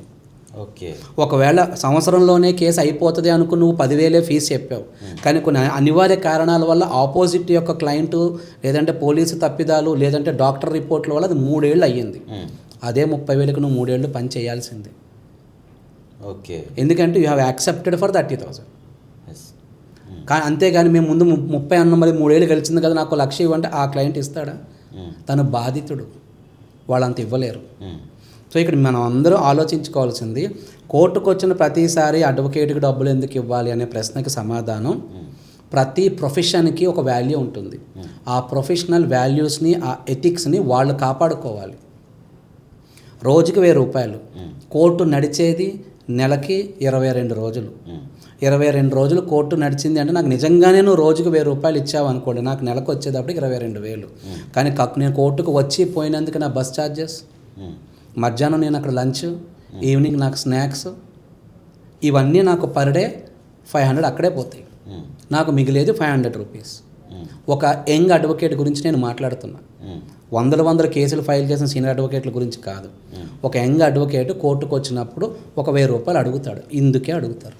అంటే టోటల్ అమౌంట్ ఫస్టే బాధితుడు టోటల్ అమౌంట్ వాళ్ళ అడ్వకేట్కి పే చేసుకుంటాడు. ఒక 10, 20, 30 సమ్ అమౌంట్ టోటల్గా పే చేశాడు. బట్ ఒక 2 years కేసు అనేది రన్ అయింది. 2 yearsలో ఒక 10 times విజిట్ ఇవ్వాల్సి వచ్చింది కోర్టుకి. అంటే టోటల్గా నేను పే చేశాను కదా అని ఒక ఆలోచనతో ఈ క్లయింట్ ఉంటాడు యాక్చువల్గా. అవును. కానీ వచ్చినప్పుడల్లా మళ్ళీ ఒక 1000 ఇస్తున్నా అంటే 10 times వచ్చిందంటే మళ్ళీ ఒక 10,000 ఎక్స్ట్రా నేను పే చేసిన కదా అని ఒక ఆలోచన స్ట్రాంగ్గా తనకు ఉంటుంది సార్. అవును. ఆ బేస్లో నేను అడుగుతాను. ఇక్కడ కొన్ని వ్యత్యాసాలు ఎక్కడొస్తాయంటే, కేసు తీసుకున్న వ్యక్తి వేరు, కోర్టుకు వస్తున్న వ్యక్తులు వేరుగా ఉంటారు. అంటే అక్కడ తీసుకున్న అడ్వకేట్ సీనియర్ అడ్వకేట్ అయితే, జూనియర్ అడ్వకేటు ఆ కోర్టుకి అపీర్ అవుతూ ఉంటాడు. Okay. Senior advocate, junior advocate అంటే యంగ్ అడ్వకేట్కి ఇచ్చేది ఏంటంటే court practice, knowledge, court etiquette, professional secrets. Okay. ఇవన్నీ ఆ యొక్క యంగ్ అడ్వకేట్స్కి నేర్పిస్తూ ఉంటాడు. కాబట్టి సీనియర్ అడ్వకేటు యంగ్ అడ్వకేట్స్కి ఎటువంటి మానిటరీ టర్మ్స్ ఇవ్వరు. కానీ ఆ రోజు ఆ యంగ్ అడ్వకేట్ సర్వైవ్ అవ్వాలంటే ఏం చేయాలి? ఒక పక్క నుంచి చదువుకుంటూ ఉండాలి, కేసు నడిపిస్తూ ఉండాలి, సీనియర్ దగ్గర నాలెడ్జ్ తీసుకోవాలి. మరి తనకు ఉండడానికి తనకి 2-3 years అయితే తప్ప ఎటువంటి ఎక్స్పీరియన్స్ రాదు. అప్పుడు అతని పరిస్థితి ఏంటి? ద లీస్ట్ అమౌంట్ వచ్చేటటువంటి ప్రొఫెషన్ ఒకటి ఉంది అంటే అది అడ్వకసీనే. Okay. The highest and peak amount వచ్చేటటువంటి ప్రొఫెషన్ ఉందన్నది అడ్వకసీనే. But that amount will comes from your knowledge and experience. Knowledge and experience. అందుకే experience is mother of wisdom అని పిలుస్తారు. Experience is mother of wisdom. So ఆ experience ఎవరికైతే ఉందో వాళ్ళకి ఆ యొక్క ఫీజులు అవి వస్తూ ఉంటాయి, ఆ రేటింగ్ అది వస్తూ ఉంటుంది. ఓకే. కానీ యంగ్ అడ్వకేట్స్కి ఆ రోజుకి ఏం ఖర్చులు ఉండవు కదా, వాళ్ళు అడుగుతారు. కొంతమంది క్లయింట్లు ఉంటారు, సార్ ఇప్పుడు మొత్తం అమౌంట్ ఇవ్వలేను, కోర్టుకు వచ్చినప్పుడు ఎలాగ వస్తూ ఉంటారు అప్పుడు ఇస్తానులే అంటారు. సో సీనియర్ అడ్వకేట్లు ఏం చేస్తారు? మా అడ్వకేట్ వస్తున్నాడు కదా, ఆయనకు 500 ఇచ్చి పంపించండి అంటారు. ఒక 1 year బాగానే నడుస్తుంది. తర్వాత క్లయింట్లు ఏమంటారు? ఈయనకి ఏదో నేను ఇస్తాను కానీ వచ్చిన ప్రతిసారి నేను డబ్బులు అడుగుతున్నాడు అని అందరికీ చెప్తూ ఉంటాను. కానీ నువ్వు ఫస్ట్లో అగ్రీ అయింది దానికే. మళ్ళీ 1,00,000 రూపాయలు మీరు ఫీజు చెప్పారు, నేను మొత్తం ఇవ్వలేకపోతున్నా, ఇప్పుడు ఒక 40,000 ఇచ్చాను, మీరు కేసు ఫైల్ చేయండి, నేను తర్వాత ఇస్తానని మీరు అంటారు. రైట్? కేసు పూర్తిగా అయ్యే వరకు నువ్వు నిలబడ్డావు అనుకో, ఆ 1,00,000 రూపాయల్లో సార్ నాకు మధ్యలో 20,000 దాకా ఖర్చు అయ్యాయి సార్, మీరే ఏమన్నారు ఇచ్చాను, ఈ 40,000 ఉంచండి, మొత్తం 1,00,000 అయిపోతుంది నువ్వు కన్విన్స్ చేస్తే the senior will definitely accept it. ఏదో ఒక పాయింట్ ఆఫ్ వ్యూలో అది క్లోజ్ అయిపోతుంది. కానీ 99.99 కేసెస్లో కేసు ఫైల్ చేసేది ఒక అడ్వకేట్, దాన్ని నడిపించేది ఇంకో అడ్వకేట్, దాన్ని కంప్లీట్ చేసేది ఇంకో అడ్వకేట్. 3 దగ్గర ఎన్ఓసీలు తీసుకుని క్లయింట్లు వెళ్ళిపోతూ ఉంటారు. ఓకే. కానీ ఈ పర్టికులర్గా ఈ 3 నుంచి ఈ కేసు అనేది ఫైనల్కి వచ్చింది అనేది క్లయింట్కు మేజర్గా అయితే తెలియదు. లేదు, క్లయింటే ఎన్ఓసీ తీసుకుని వెళ్ళిపోతాడు. ఏమని అడిగితే ఫస్ట్ అడ్వకేట్ ఏ పని చేయట్లేదు అంటాడు. ఎందుకు తెలియట్లేదు అంటే మా ఫ్రెండ్ చెప్పాడు, ఇంకో అడ్వకేట్ చెప్పారంటారు. నీకు కోర్టు గురించి, కోర్టు ప్రొసీడింగ్స్ గురించి నీకు అవగాహన లేదు.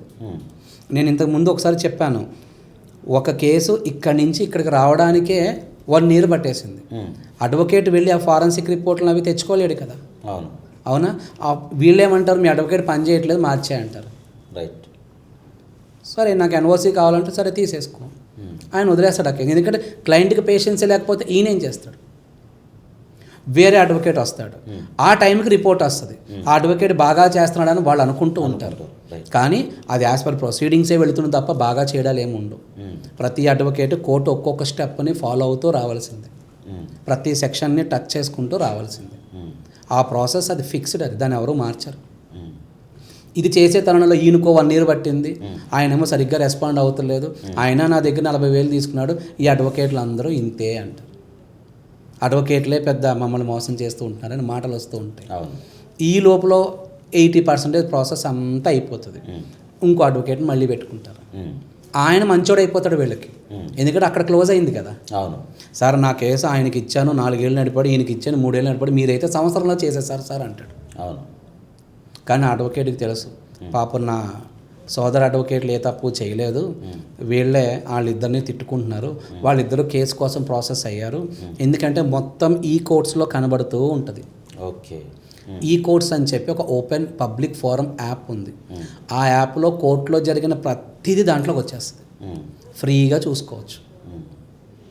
అది చూడక వాళ్ళకి తెలియక ఇన్ని జరుగుతూ ఉంటాయి. సార్ ఇప్పుడు మీరు ఒక విధంగా ఏంటంటే పదే పదే కోర్టుకు వస్తున్నప్పటికీ ఒక ప్రొసీజర్ అనేది ఉంటుంది, దానివల్ల కూడా చెల్లింపులు అనేవి సహజంగా ఉంటాయి, ఇదంతా క్లయింట్కి తెలియదు అనేది ఒక వర్షన్లో చెప్పారు. ఫైనల్గా సరే ఓకే తను డబ్బులు ఇచ్చాడు, ఓకే ఫైనల్గా ఒక 5 years 10 years తర్వాత కేసు అనేది తను ఓడిపోవడం జరిగింది క్లయింట్.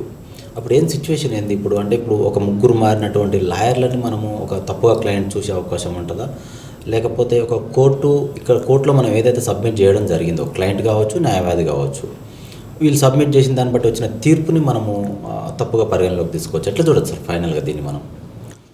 ఇక్కడ న్యాయవాది అనేవాళ్ళు యొక్క మెయిన్ రోల్ ఏంటంటే తన క్లయింట్ ఏం చెప్తాడో అది న్యాయ పరిభాషలో మనం జడ్జి గారికి ఎక్స్ప్లెయిన్ చేయడం మాత్రమే న్యాయవాద వృత్తి. రైట్? ఎక్స్ప్లెయిన్ చేయడం వల్ల మాత్రమే న్యాయవాద పరిభాష యొక్క వృత్తి, అది ఇంకంతే. క్లయింట్ ఏం చెప్పాడో అదే చెప్తున్నాడు. నువ్వు చెప్పింది కాకుండా వేరేది ఏదైనా చెప్పితే, నువ్వు చెప్పిన ప్రాసెస్లో కాకుండా వేరేది ఏదైనా మాట్లాడితే, దానికి సంబంధించిన డాక్యుమెంట్లు వేస్తే నువ్వు ఆ న్యాయవాది మీద యాక్షన్ తీసుకోవచ్చు.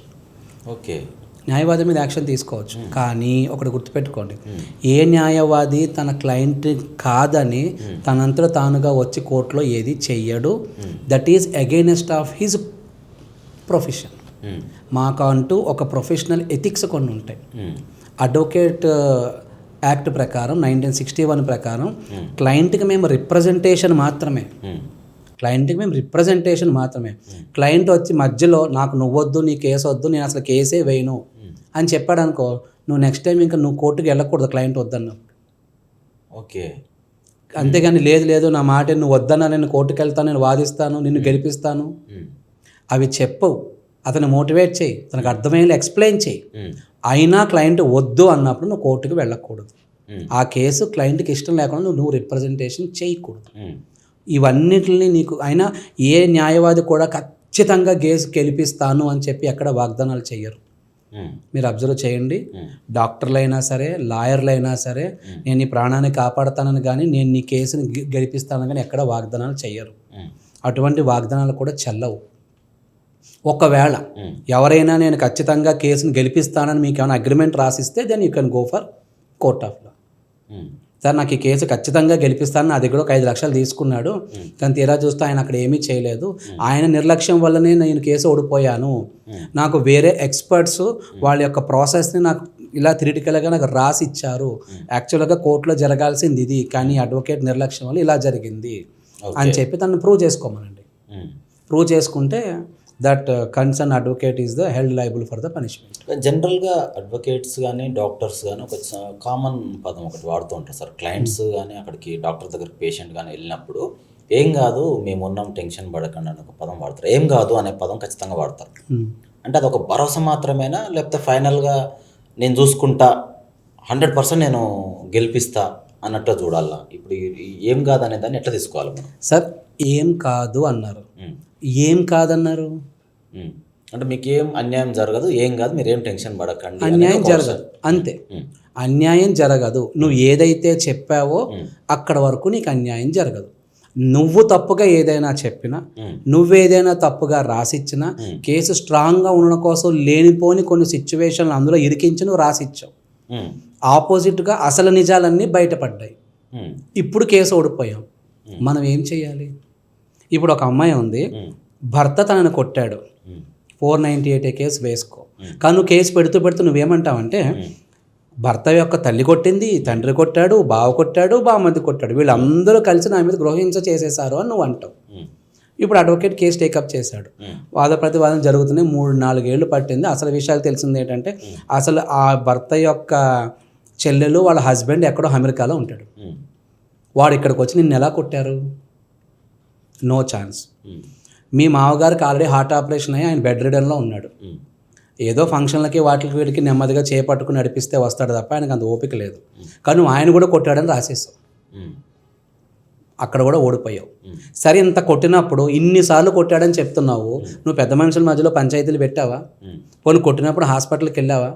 ఇన్నిసార్లు కొట్టినప్పుడు కేసులు ఏమాత్రం పోలీస్ స్టేషన్కి వెళ్ళకుండా 10 ఏళ్ళు కాపురం చేశాను సార్, 10 ఏళ్ళు నేను నరకమే చూస్తున్నాను, అందుకే ఇప్పుడు పోలీస్ స్టేషన్కి వచ్చాను అంటున్నావు. నీకు నిజంగా ఏ రోజైతే దెబ్బ తగిలిందో ఆ రోజు నువ్వు హాస్పిటల్కి వెళ్ళాలి, వెంటనే నువ్వు పోలీస్ స్టేషన్కి రావాలి, కనీసం ఒక కౌన్సిలింగ్ తీసుకోవాలి. రైట్?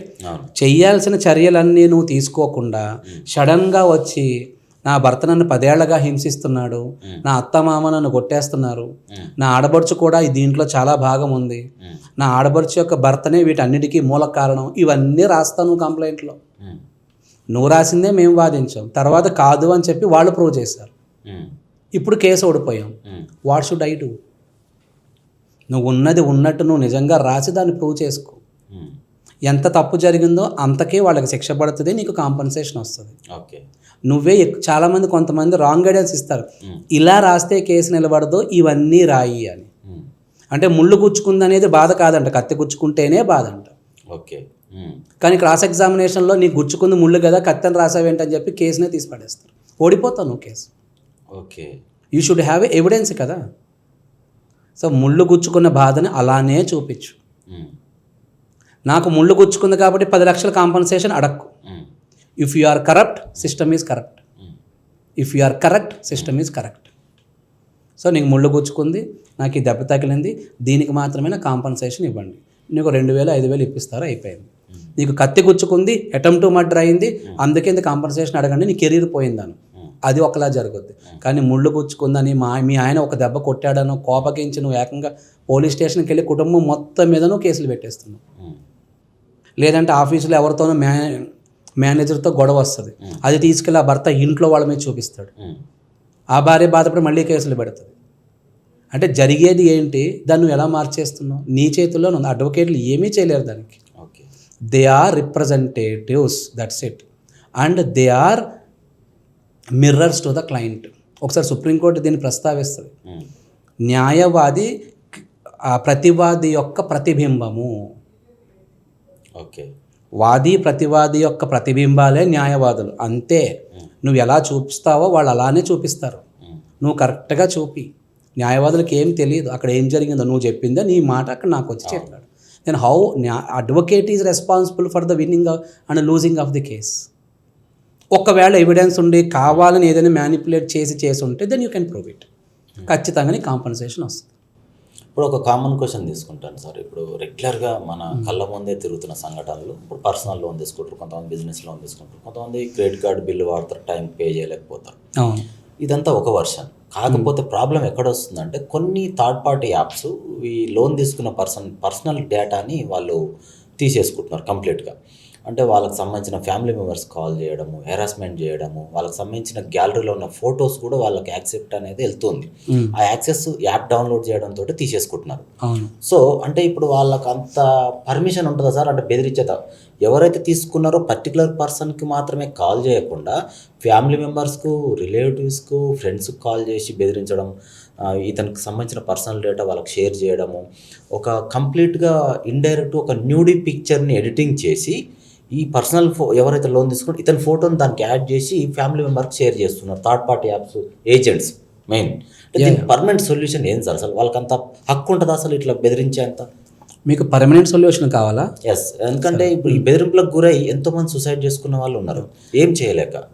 ఇక్కడ పర్మనెంట్ సొల్యూషన్ మీరు అడిగారు అంటే దీన్ని పూకటి వేళ్లతో తుంచి పారేయాలి. ఎస్, అవునా? దీని వేర్లు మొదలైంది ఎక్కడ? మన ఫోన్లో మనం ఆ యాప్ ఇన్స్టాల్ చేసుకోవడం దగ్గర ఈ వేర్లు మొదలయ్యాయి. విత్తనం నాటింది మనం. గవర్నమెంట్ యాప్స్ ఎన్నో ఉన్నాయి, గవర్నమెంట్ బ్యాంకులు ఉన్నాయి, పెద్ద పెద్ద ఫైనాన్షియల్ ఇన్స్టిట్యూషన్స్ ఉన్నాయి, చట్ట ప్రకారం కొన్ని ప్రాసెస్లు ఉన్నాయి. ఇవన్నీ మానేసి ఏ డాక్యుమెంట్ లేకుండా ఒక బటన్ నొక్కగానే నీకు ఒక 5 లక్షల రూపాయలు లోన్ ఇచ్చేస్తున్నాడు అంటే why are you running behind that? షార్ట్కట్లో వచ్చింది, తొందరగా వచ్చింది, ఇప్పటికిప్పుడు ఏదో ప్రాబ్లం నుంచి బయటపడదాం, తర్వాత మనం చూసుకుందామని నువ్వు అనుకుంటున్నావు. కానీ ఇక్కడ ప్రాబ్లం ఏంటంటే అసలు ప్రాబ్లం క్రియేట్ చేసుకుంటుందే మనం. మన యొక్క ఆలోచనలకు తగ్గట్టే అవతలి వాడు అటువంటి వేషాలు వేస్తున్నారు. తప్పు మనలో పుట్టింది, దాన్ని వాళ్ళు క్యాష్ చేసుకుంటున్నారు. నువ్వు ఆర్థికంగా బలహీన పడిపోయావు, దాన్ని వాళ్ళు క్యాష్ చేసుకుంటున్నారు. నీకు ఏదైతే కావాలో వాళ్ళు అన్నీ నీ దగ్గర నుంచి తీసేసుకుని తిరిగి మళ్ళీ నీకే ఇస్తున్నానని చెప్తున్నారు. నువ్వేం చేస్తున్నావు? నీ ఫోన్ యాక్సెస్ వాళ్ళకి ఇచ్చేస్తావు. భార్య పిల్లల ఫోటోలు, ఆధార్ కార్డులు, మీ పెళ్లి ఫోటోలు, మీ పిల్లల ఫోటోలు, ఇది కాకుండా కొన్ని పర్సనల్ డాక్యుమెంట్స్ని స్కాన్ చేసి పెట్టుకుంటాం. మార్క్ లిస్టులు, ఎడ్యుకేషన్ సర్టిఫికేట్స్, బ్యాంక్ స్టేట్మెంట్లు అన్నీ నువ్వు ఫోన్లో పెట్టుకుంటావు. ఈ ఫోన్ యాప్ కోసం ఆ 5 లక్షలు 10 లక్షల కోసం ఎల్లో అని చెప్పేసి contacts yellow, notifications yellow, photos yellow, ఇవన్నీ అన్నీ ఇచ్చేస్తున్నావు. అన్నీ నువ్వే ఇచ్చేసి ఆఫ్టర్ ఆల్ 5 లక్షలు తీసుకుంటున్నావు. నీ జీవితం వాల్యూ 5 లక్షలకి నువ్వు అమ్మేసుకున్నావు. 5 లక్షలకి నీ జీవితాన్ని నువ్వే అమ్మేసుకున్నావు. వాడు ఇష్టం వచ్చినట్టు ఆడుకోవడం మొదలెట్టాడు. పర్మనెంట్ సొల్యూషన్ ఎక్కడ మొదలవ్వాలి అంటే నీ దగ్గర మొదలవ్వాలి. ఎంత కష్టమైనా రావచ్చు, ఎంత బాధనైనా భరించవచ్చు, కానీ అటువంటి లోన్ యాప్స్ నుంచి ₹1 కూడా తీసుకోకూడదు. ఇది ఫస్ట్ థింగ్. కారణం, there is no law for them. నువ్వు నీ కోసం నువ్వు తీసుకున్నావు. గవర్నమెంట్ చెప్పిందా this app is government approved by the government అని? చెప్పలేదు. లేదు కదా. పోనీ ఈ యొక్క యాప్కి వెనకాల ఒక ఇంత పెద్ద సంస్థ ఉంది అని వాళ్ళు ఏమైనా చెప్పారా? అగ్రిమెంట్లు ఉన్నాయా? ఫేస్ టు ఫేస్ కూర్చుని మాట్లాడుకున్నావా? అసలు ఇదంతా వదిలేయండి. నువ్వు ఎవరని నీకు 5 లక్షలు ఇవ్వాలి వాళ్ళు? ఓకే, ఈ రోజుల్లో పిలిచి అన్నం పెట్టేవాడే లేడు కదా. పిలిచి 5 లక్షల రూపాయలు ఎందుకు ఇస్తున్నారు వాళ్ళు? తర్వాత నీ లైఫ్ని స్పాయిల్ చేస్తారని కాదా? నీ ఇల్లు, నీ వాకిలు అన్నీ రాయించుకుని నీ రోడ్డు మీద గెంటేసిన అర్థం కావట్లేదు జనానికి. సార్ ఆ ఎమోషన్లో నేను తీసేసుకున్నాను సార్ అంటే ఇదంతా నేను ఈ పాయింట్లో చెప్తున్నా. ఓకేనా? సో ఇది తప్పు. లోన్ యాప్స్లో ఒక్క డాక్యుమెంట్ కూడా నో డాక్యుమెంట్స్ అని చెప్పి వాళ్ళు మళ్ళీ యాడ్లోనే డైరెక్ట్గా ఇస్తారు. ఎందుకు? కస్టమర్కి ఏ డాక్యుమెంట్లో ఇవ్వక్కర్లొద్దంట అనే ఫీలింగ్లో దాన్ని కలిగించడానికి. కానీ ఒక బాధ్యత గల పౌరుడిగా నువ్వు ఆలోచించు. ఏ డాక్యుమెంట్ ఇవ్వకుండా నీకు 5 లక్షల రూపాయలు లోన్ వాడు ఎందుకు ఇస్తాడు? Who is he? పిల్లనిచ్చే తండ్రి కాడి నుంచి, ఉద్యోగం ఇచ్చేటటువంటి కంపెనీలు కాడి నుంచి, చదువు చెప్పే స్కూళ్ళు, కాలేజీలు అన్నిటికీ ఏదో ఒక సర్టిఫికేట్ ఇస్తున్నావుగా. మరి నీకెందుకు వాడు 5 లక్షలు ఇవ్వాలి? సో తప్పుడు ఆలోచన పుట్టింది నీలో కాబట్టే నీకే పరిస్థితి. ఫస్ట్ నీ ఆలోచనని మానుకో. ఇప్పుడు వాళ్ళ పాయింట్ ఆఫ్ వ్యూలోకి వస్తాం. నీ లైఫ్లోకి ప్రవేశించే హక్కు వాళ్ళకి లేదు. ఆర్టికల్ 21 లైఫ్ అండ్ లిబర్టీ అనేది అక్కడ వయలేట్ అయింది. నువ్వు ఇమీడియట్గా వాళ్ళ మీద ఏ యాప్ ద్వారా అయితే నువ్వు డబ్బులు నిన్ను హెరాస్ చేస్తున్నారో ఆ యాప్ యొక్క క్రియేటర్స్ కానీ, అప్రూవల్స్ కానీ, వీళ్ళందరి మీద నువ్వు కేసు వేసుకోవచ్చు. ఓకే, ఇమీడియట్గా ఆర్బీఐ కూడా ఇన్ఫార్మ్ చేయొచ్చు. కొన్ని బ్యాంకింగ్ సంస్థలు కూడా ఇలానే బిహేవ్ చేస్తున్నాయి. రెప్యూటేటెడ్ బ్యాంక్సే ఇలా బిహేవ్ చేస్తున్నాయి. వాళ్ళకి కూడా మీరు ఇంజంక్షన్ ఆర్డర్ ద్వారా మీరు నోటీసులు పంపించి వాళ్ళని అరికట్టవచ్చు. ఓకే, ఆర్బీఐ గైడ్లైన్స్ ప్రకారం ఉదయం 8 గంటల నుంచి సాయంత్రం 7 గంటల మధ్యలో మాత్రమే వాళ్ళు నిన్ను కాంటాక్ట్ అవ్వాలి. ఒకవేళ నువ్వు అవైలబుల్లో లేకపోతే ఆల్టర్నేట్ కాంటాక్ట్ తీసుకుని వాళ్ళు కాంటాక్ట్ చేయాలి. అంతేగాని సాయంత్రం 7-8 దాటాక మీ ఇంటికి ఎవ్వరూ రాకూడదు. These are all RBI guidelines. అదే ఉద్యోగం చేస్తున్న ఆఫీసులకి, చదువు చెప్తున్న స్కూల్స్కి, నువ్వు ఎక్కడైనా బస్ స్టాపులో, రైల్వే స్టేషన్లో కనబడితే అక్కడ నిన్ను పట్టుకుని 10 మందిలో క్వశ్చన్ చేసే రైట్స్ కూడా వాళ్ళకి లేవు. ఇంకా వాళ్ళకి డబ్బులు వసూలు చేసుకోవాలనుకుంటే పోలీస్ స్టేషన్లో కంప్లైంట్ ఇవ్వాలి నీ మీద. నా దగ్గర 5 లక్షల రూపాయలు డబ్బులు తీసుకున్నాడు, సో అండ్ సో యాప్ ద్వారా నేను ఇచ్చాను, నాకు డబ్బులు ఇచ్చింది నిజం, ఇదిగో బ్యాంక్ స్టేట్మెంట్, ఇప్పుడు నా డబ్బులు నాకు తిరిగి ఇవ్వట్లేదు అని as per law they have to follow it. కానీ వాళ్ళది వయలేట్ చేస్తున్నప్పుడు వాళ్ళకి వసూలు చేసుకునేటటువంటి రైట్స్ ఉండవు. నిజంగా బాధితులు కనుక కోర్టుకు వెళ్ళి ఇంజంక్షన్ ఆర్డర్ కనుక అప్లై చేస్తే ఖచ్చితంగా వస్తుంది. ఇప్పుడు ఓకే సార్, ఇప్పుడు మీరు చెప్పిన సమాధానంలో ఏంటంటే ఆర్బీఐ గైడ్లైన్స్ ప్రకారం సో అండ్ సో టైమింగ్స్ ఉంటాయి, 8 to 7 ఉంటుంది. తర్వాత వాళ్ళని ఎక్కడ కూడా డిస్టర్బ్ చేయకూడదు, ఆ టైం ప్రకారం వాళ్ళు ఫాలో అప్స్ అని ఖచ్చితంగా వాళ్ళు పాటించాలి అన్నారు. ఎస్. ఓకే. ఇంకొక వర్షన్లో ఏంటంటే సార్, కొంతమంది ఇప్పుడు పర్సనల్ డేటా తీసుకుంటున్నారు, థర్డ్ పార్టీ వాళ్ళకు కూడా వీళ్ళు డేటా ఇచ్చేస్తున్నారు. ఇచ్చేసి మీరు ఏం చేస్తారో మాకు అనవసరం, ఆ పర్సన్ దగ్గర మాకు లోన్ రికవరీ అనేది ఖచ్చితంగా చేయాలి అని పర్సనల్ డేటా, ఫొటోస్ కావచ్చు, ఫ్యామిలీకి సంబంధించిన పూర్తి డేటా వాళ్ళకి ఇచ్చేసరికి వాళ్ళ ఫ్యామిలీ మెంబర్స్ షేర్ చేస్తున్నారు, ఫ్రెండ్స్కు షేర్ చేస్తున్నారు. అంటే డైరెక్ట్ ఇతను ఒక ఆత్మహత్య యత్నం చేసుకునేంత వరకు కూడా సిచ్యువేషన్ తీసుకెళ్తున్నారు. అంటే వాళ్ళకు అసలు దాంట్లో ఎట్లా చూడచ్చు, హక్కు ఉంటుంది అసలు వాళ్ళకి ఇట్లా చేయడానికి? ఒకరి వ్యక్తిగత డేటాని తీసుకునే హక్కు ఎవ్వరికీ లేదు, అసలు ఎవ్వరికి. నా భర్త యొక్క జీతం ఎంతో తెలుసుకునే హక్కు భార్యకే లేదు. భార్య ఫోన్ పాస్వర్డ్ అడిగే హక్కు భర్తకి లేదు. నిజమేనా సార్ ఇది? నిజాలు ఇవన్నీ. భార్య పాస్వర్డ్ భర్త అడగకూడదు. తనకి ఇష్టం ఉండి అడిగిన వెంటనే ఇస్తే తీసుకో, అంతేగాని ఇస్తావా ఇవ్వ అని చెప్పి గొడవ పెట్టిన రైట్స్ నీకు లేవు. That is her personal life. Okay. మీరిద్దరూ, తనకంటూ కొన్ని హావభావాలు ఉంటాయి, తనకంటూ ఒక స్వేచ్ఛ ప్రపంచం ఉంటుంది. ఆ ప్రపంచం తన ఆ ఫోన్లోనే చూసుకుంటోంది. ఆ పాస్వర్డ్ నీకెందుకు ఇవ్వాలి? Who are you? నువ్వు నాకు హస్బెండ్, నువ్వు నా భర్తవి, కానీ నా స్వేచ్ఛను రూల్ చేయడానికి నీకు ఎటువంటి రైట్స్ లేవు. ఓకే. అలానే భర్త జీతం ఎంతో కూడా భార్య చెప్తావా చెప్పవా నిలదీసే రైట్స్ లేవు. అంతటి వ్యక్తిగత స్వేచ్ఛ ఉన్న భారతదేశం మంది. వాళ్ళు వచ్చి ఇవన్నీ తీశారు, అవి తీశారు, ఫోటోలు తీశారు, న్యూడ్గా మార్పు చేశారు, పబ్లిక్లో పెట్టారు, ఫ్రెండ్స్కి పంపించారు. అసలు ఇవన్నీ రాంగ్. కానీ ఇమ్మీడియట్గా సైబర్ క్రైమ్కి ఇన్ఫార్మ్ చేయాలి. కానీ ఈ బెట్టింగ్ యాప్స్లో ఫస్ట్ మనకి హెల్ప్ చేసేది సైబర్ క్రైమ్స్. సైబర్ క్రైమ్ వాళ్ళనే మనకు ఫస్ట్ హెల్ప్ చేస్తారు. సార్, వాడు నాకు తెలియకుండానే నా ఫోన్లోని డేటా మొత్తాన్ని తీసేశాడు, ఇమ్మీడియట్గా నన్ను సేవ్ చేయండి అని చెప్పి సైబర్ క్రైమ్ వాళ్ళకి ఇన్ఫార్మ్ చేయాలి. Okay. They have different type of procedures to catch those persons. పోయిన మనీ వేరు, పోయిన డేటా వేరు. ఆ data is most important than the money, right? So మనకి సైబర్ క్రైమ్స్, పోలీస్ డిపార్ట్మెంట్ వాళ్ళు దీనికి ఫస్ట్ సొల్యూషన్.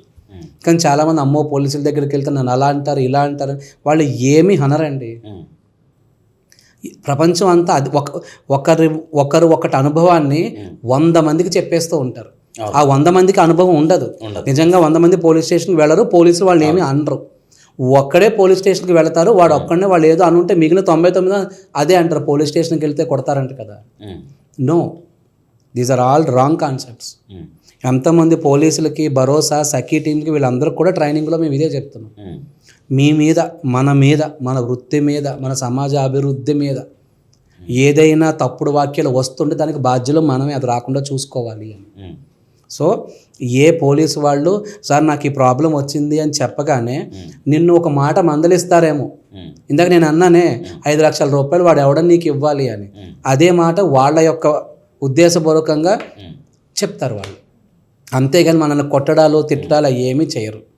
కానీ నేను ఎందుకు చేయమంటున్నానంటే, దీనివల్ల నీ డేటా పోయింది అని నువ్వు బాధపడుతున్నావు, అక్కడతో బాగానే ఉంది.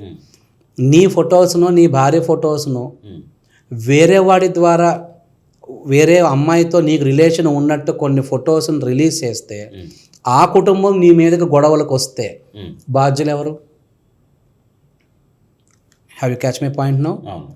ఒక అబ్బాయిది ఇప్పుడు నీ ఫోటో నా అమ్మాయితో ఎందుకు ఉంది అని చెప్పి ఆ తండ్రి వచ్చాడు అనుకో, మీ అమ్మాయి ఎవరో కూడా నాకు తెలియదు, నేను ఎప్పుడు ఫోటో దిగాను అది చూపిస్తాడు, నీ మీద గొడవలకు వస్తే నీ మీద పోలీస్ కేసు అవుతుంది.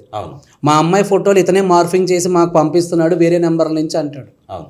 అట్లీస్ట్ దీని నుంచి తప్పించుకోవడానికైనా ఫస్ట్ నీ ఫోన్ పోయిందని, నీ ఫోన్లోని డేటా ఎవరో దొంగిలించారని, అది యాప్స్ వల్లనే జరిగిందేమో నాకు అనుమానంగా ఉందని ఫస్ట్ నువ్వు కంప్లైంట్ ఇవ్వాలి. ఓకే. ఇది నువ్వు చేసుకోలేకపోతే నీవు పోగొట్టుకున్నది ఇప్పటి వరకు ఒకటి, ఇంకా నిజ జీవితంలో ఫ్యూచర్లో పోగొట్టుకోబోయేవి ఎన్నో ఉంటాయి. So first take an right step. ఒక న్యాయవాదిని కలవండి, పోలీస్ కంప్లైంట్ ఇవ్వండి, లిఖితపూర్వకంగా కంప్లైంట్ రాసి పోలీసు అధికారికి రిజిస్టర్ పోస్ట్ చేయండి. ఓకే. ఈ 3 పనులు చేయండి. కనీసం ఒక 3 నుంచి 6 నెలలు పోలీసు వాళ్ళ యొక్క సలహాలు, న్యాయవాది యొక్క సలహాలు, సూచనలు తీసుకోండి. హెరాస్మెంట్లన్నీ ఒక విషయం, మీ దగ్గర నుంచి వ్యక్తిగతంగా నువ్వు ఏ తప్పు చేయలేదని ఫస్ట్ ప్రూవ్ అవ్వాలి. అవును. ఈ మధ్యకాలంలో కొన్ని ఉన్నాయి. ఈ ఫోన్ యాప్స్ ద్వారా ఓటీపీ పాస్వర్డ్ని కొట్టి మీ నెంబర్ నుంచి వేరే వాళ్ళ బ్యాంక్ అంటే మీ స్నేహితుల బ్యాంక్ అకౌంట్లోంచి డబ్బులు కొట్టేస్తున్నారు. అందులో నీ బ్యాంక్ అకౌంట్ కనబడుతూ ఉంటుంది, కానీ అమౌంట్ నీ అకౌంట్కి రాదు, వాళ్ళ అకౌంట్కి వెళ్ళిపోతుంది. ఓకే. లేదు, రీసెంట్గా ఇంకో కేసు చూసాను నేను. సార్, నా ఫ్రెండ్ దుబాయ్లో ఉన్నాడు, అతను నాకు అమౌంట్ ట్రాన్స్ఫర్ చేశాడు, అక్కడి నుంచి ఇక్కడికి మనీ ఆ యొక్క ట్రాన్స్ఫర్ అవ్వడానికి వాళ్ళ యొక్క దినమ్స్ నుంచి మన రూపీస్లోకి కన్వర్ట్ అవ్వడానికి 3 days టైం పడుతుందంట. ఈరోజు సాటర్డే కదా, మండేనో ట్యూస్డేనో వస్తాయన్నారు. ఈ లోపల నన్ను 4 lakhs వేయమని చెప్పి అన్నాడు. తను నాకు వేసింది నిజం, నా దగ్గర స్లిప్ కూడా ఉంది, కానీ నాకు ట్యూస్డే చూస్తే 4 lakhs రూపీస్ నా బ్యాంక్ అకౌంట్లో లేవు. అంతే, నా 4 lakhs పోయాయి. మరి మీ ఫ్రెండ్కి ఫోన్ చేసి అడుగు. మా ఫ్రెండ్ ఎక్కడ సార్, మా ఫ్రెండ్కి ఫోన్ చేస్తే అసలు నేను అడగనే లేదు అంటున్నాడు. మరి ఆ ఫోన్ చేసింది ఎవరు తెలియదంట సార్. ఇప్పుడు ఫ్రెండ్ మీద కంప్లైంట్ ఇవ్వాలా? ఫోన్ వచ్చింది ఫ్రెండ్ నెంబర్ నుంచేగా, మెసేజ్ వచ్చింది ఫ్రెండ్ నెంబర్ నుంచేగా, అమౌంట్ ట్రాన్స్ఫర్ చేస్తుంది కూడా ఫ్రెండ్ నెంబర్ నుంచేనే చూపించాడు. కానీ this everything is financial trap, ఆ యొక్క technical trap, cyber crime trap ఇదంతా. సో అందుకని ఎప్పుడైనా సరే ఇటువంటివి ఉంటే అనుమానాస్పద స్థితిలో ఏది ఉన్నా సరే ఇమ్మీడియట్గా ఫస్ట్ ఇన్ఫో. ఏం జరుగుద్దో అని భయపడద్దు, అట్లీస్ట్ ఏం జరగకుండా ఆపడానికి ప్రయత్నించాలి. జరిగింది ఎలాగా జరిగింది, అది సెకండరీ పాయింట్లో వెళ్ళిపోతుంది, కానీ జరగబోయేదని ఫస్ట్ నువ్వు ఆపాలంటే నువ్వు సైబర్ క్రైమ్కి కంప్లైంట్ ఇవ్వాలి, న్యాయవాది దగ్గరికి వెళ్ళి ఇమీడియట్గా జరిగిందంతా చెప్పాలి. ఆయన కొన్ని సలహాలు సూచనలు ఇస్తాడు, ఫాలో అవ్వాలి. Okay, right. ఇప్పుడు మామూలుగా పేరెంట్స్కి ఒక 2 కొడుకులు ఉన్నట్లయితే కొంతమంది ఏం చేస్తున్నారంటే సహజంగా వాళ్ళ ఇంట్లో ఉన్న సిచ్యువేషన్ని బట్టి పెద్ద అబ్బాయో చిన్న అబ్బాయో ఖర్చులు ఎక్కువగా వాడుతూ ఉంటారు. నేను తల్లిదండ్రులు చూసుకోవడం కావచ్చు, ఏదైనా ఇష్యూస్ వచ్చినా కూడా ఖర్చు పెడుతూ ఉంటారు. కానీ ఫైనల్గా వాళ్ళ పెళ్ళిళ్ళు అయిన తర్వాత ఆస్తి పంపకాల దగ్గరికి వచ్చేసరికి నేను ఎక్కువ ఖర్చు పెట్టాను, నాకే ఎక్కువ ఆస్తిలో వాటా రావాలని చెప్పేసి ఎవరు ఎక్కువ ఖర్చు పెట్టారో అతను వాదనకు దిగుతూ ఉంటారు. దీనికి ఇప్పుడు ఆ తల్లిదండ్రులు ఏం చేయాలి సార్ ఫైనల్గా? అంటే ఖర్చు ఎక్కువ పెట్టాడు కాబట్టి అతనికి ఎక్కువ ఇవ్వాలా, లేకపోతే సమాన హక్కులు కల్పించాలి? ఎట్లా చూడాలి దీన్ని మనం? ఇక్కడ మీరు 3 విషయాలు పరిగణలోకి తీసుకోవాలి. అది ఆ తల్లిదండ్రుల యొక్క స్వార్జిత ఆస్త, లేదా తాత ముత్తాతల నుంచి వస్తున్నటువంటి సక్సెషన్ ప్రాపర్టీ, అది చూస్తారు. వారసత్వంగా వస్తుంది అనుకోండి, వీళ్ళిద్దరికీ సమానంగా పంచే హక్కు ఆ తండ్రికి ఉంటుంది. ఈయన సొంత కష్టార్జితం అనుకోండి, ఎవరికి ఇవ్వాలంటే వాళ్ళకి ఇవ్వాలి, నేను మీ ఇద్దరికి ఇవ్వను అని 3వ వ్యక్తి కూడా దానం చేసేయచ్చు. ఓకే, సొంతంగా ఉన్న ఆస్తి అయితే, తన సొంత అర్జిత ఆస్తి అయితే సెల్ఫ్ ఎక్వైర్డ్ ప్రాపర్టీ అంటాం మనం. ఇప్పుడు మీరు అడుగుతున్న క్వశ్చన్ ఏంటంటే, అది ఏదైనా సరే వీళ్ళిద్దరికీ సమానంగా ఇవ్వాలా, లేదు ఎవరైతే ఆ యొక్క ఖర్చులన్నీ పెట్టి చూసుకున్నారో వాళ్ళకి ఇవ్వాలా అని అడుగుతున్నారు. ఇది నవ్వే డేస్ చాలా కామన్గా ప్రతి ఒక్క కుటుంబంలో ఉన్న సమస్య. నేను అడిగేది ఏంటంటే, ఆ తల్లిదండ్రులు ఇప్పుడు ఒకరికి ఎక్కువ ఒకరికి తక్కువ ఇచ్చారనుకోండి, వీళ్ళ తదనంతరం వాళ్ళిద్దరూ కొట్టుకుంటూ ఉంటారు, విడిపోతూ ఉంటారు. ఆ తల్లిదండ్రులు ఏం చేసినా ఆ అన్నదమ్ములు కలిసి ఉండేలా ఉండాలి వాళ్ళ తీర్పు. సో దీనికి మీరు ఇంకోటి కూడా చేయొచ్చు. కోర్టు నీకు ఒక ఆప్షన్ ఇచ్చింది, నీకు ఏదైనా సమస్య ఉన్నప్పుడు అందులో బాధితులు అంటే నా కొడుకులిద్దరు నేను ఇలా అడుగుతున్నారు, కానీ ఎవరికి ఎంత ఇవ్వాలో నాకు తెలియట్లేదు, నాకు తెలిసిన ఒక న్యాయవాది ఈ విధంగా చెప్పాడు, అందుకే నేను కోర్టుకు వచ్చి నేను కోర్టులో జడ్జి గారి ద్వారా ఇది నేను చేద్దామని అనుకుంటున్నాను, కారణం నన్ను నా కొడుకులు తప్పుగా అనుకోకూడదు అని. ఈ కేసులు కూడా కోర్టుకు వస్తాయి. అప్పుడు జడ్జి దీన్ని ఆలోచించి ఎవరు ఎంత ఖర్చు పెట్టాడు, ఎవరు మోరల్గా సపోర్ట్ ఇస్తున్నారు, ఎవరు బాధ్యతలు ఎక్కువ తీసుకున్నారు, ఉద్యోగం ముందుగా ఎవరికి వచ్చింది, ఇంటి బాధ్యతలు ముందుగా ఎవరు చేపడుతున్నారు, పెళ్ళిళ్ళు బంధాలు సంబంధాలు బాంధవ్యాలలో ఎవరు ఎక్కువగా చురుకుగా ఉన్నారు, ఇవన్నీ విషయాలని తీసుకుంటారు. కేవలం నువ్వు ఖర్చు పెట్టిన హాస్పిటల్కి పెట్టిన 2 లక్షల రూపాయల గురించి, నువ్వు అంత ఖర్చుల గురించి ఆస్తి పంపకాల గురించి అసలు ఉండదు. అది కాదు ధర్మం అంటే. ఒకడు ఎక్కువ ఖర్చు పెడతాడు, ఇంకొకడు బాధ్యతగా తల్లిదండ్రులను చూసుకుంటూ ఉంటాడు. ఒకరికి బాధ్యతగా తల్లిదండ్రులను చూసుకోవాలని ఉన్నా చూసుకోలేడు, ఇంకొకటి చూసుకోవడం ఇష్టం లేకపోయినా సమాజం గురించి డబ్బులు ఇచ్చి నువ్వే వెళ్ళి హాస్పిటల్కి అంటాడు. కానీ తల్లిదండ్రులు సమాజానికి ఇవన్నీ చెప్పుకోలేరు, ఎవరు మమ్మల్ని తర్వాత చూసుకుంటారో లేదని బాధపడుతూ ఉంటారు. అందుకని వాళ్ళు ఏం చేస్తారంటే కోర్టుని అడుగుతారు, నేను ఏం చేస్తే బాగుంటుందో మీరే చెప్పండి అని. ఈ ఆప్షన్ కూడా ఉంది కోర్టులో మనకి, ఈ ఆప్షన్ కూడా ఉంది.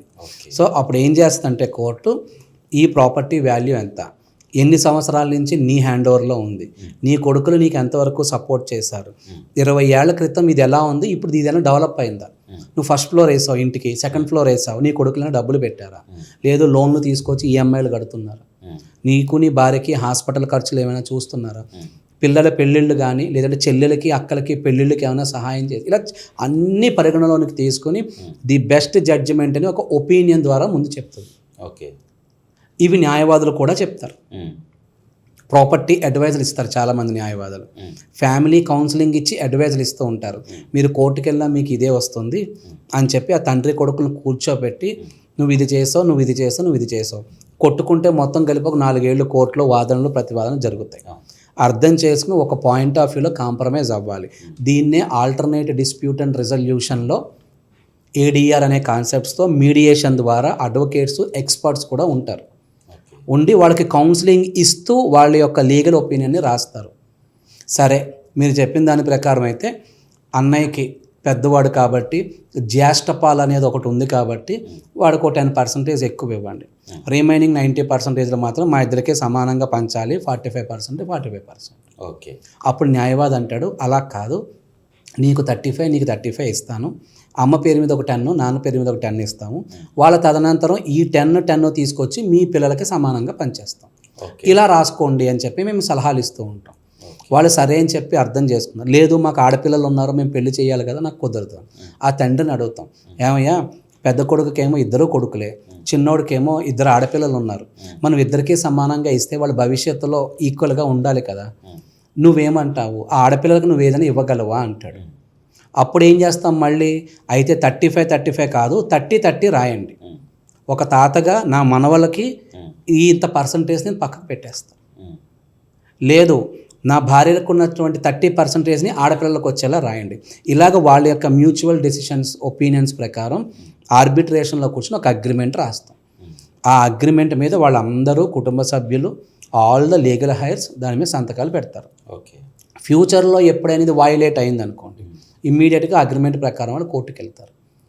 ఫలానా రోజున ఇలాగ ఆర్బిట్రేషన్స్ పద్దిన, బికాస్ ఏడిఆర్ అనేది ఒక లైసెన్స్డ్ చట్టం మాకు. ఇది అడ్వకేట్స్ కానీ ఆల్టర్నేటివ్ డిస్ప్యూట్స్ అండ్ మీడియేషన్స్ ద్వారా కొన్ని సంస్థలే ఉన్నాయి, వాళ్ళు కూడా వీటిని పరిష్కరిస్తూ ఉంటారు. కోర్టు వివాదాలను తగ్గించి రాజీ పడేటటువంటి మార్గంలో అర్థమయ్యేలా అటు కౌన్సిలింగ్ ఇస్తూ వాళ్ళు ఇది చేస్తారు.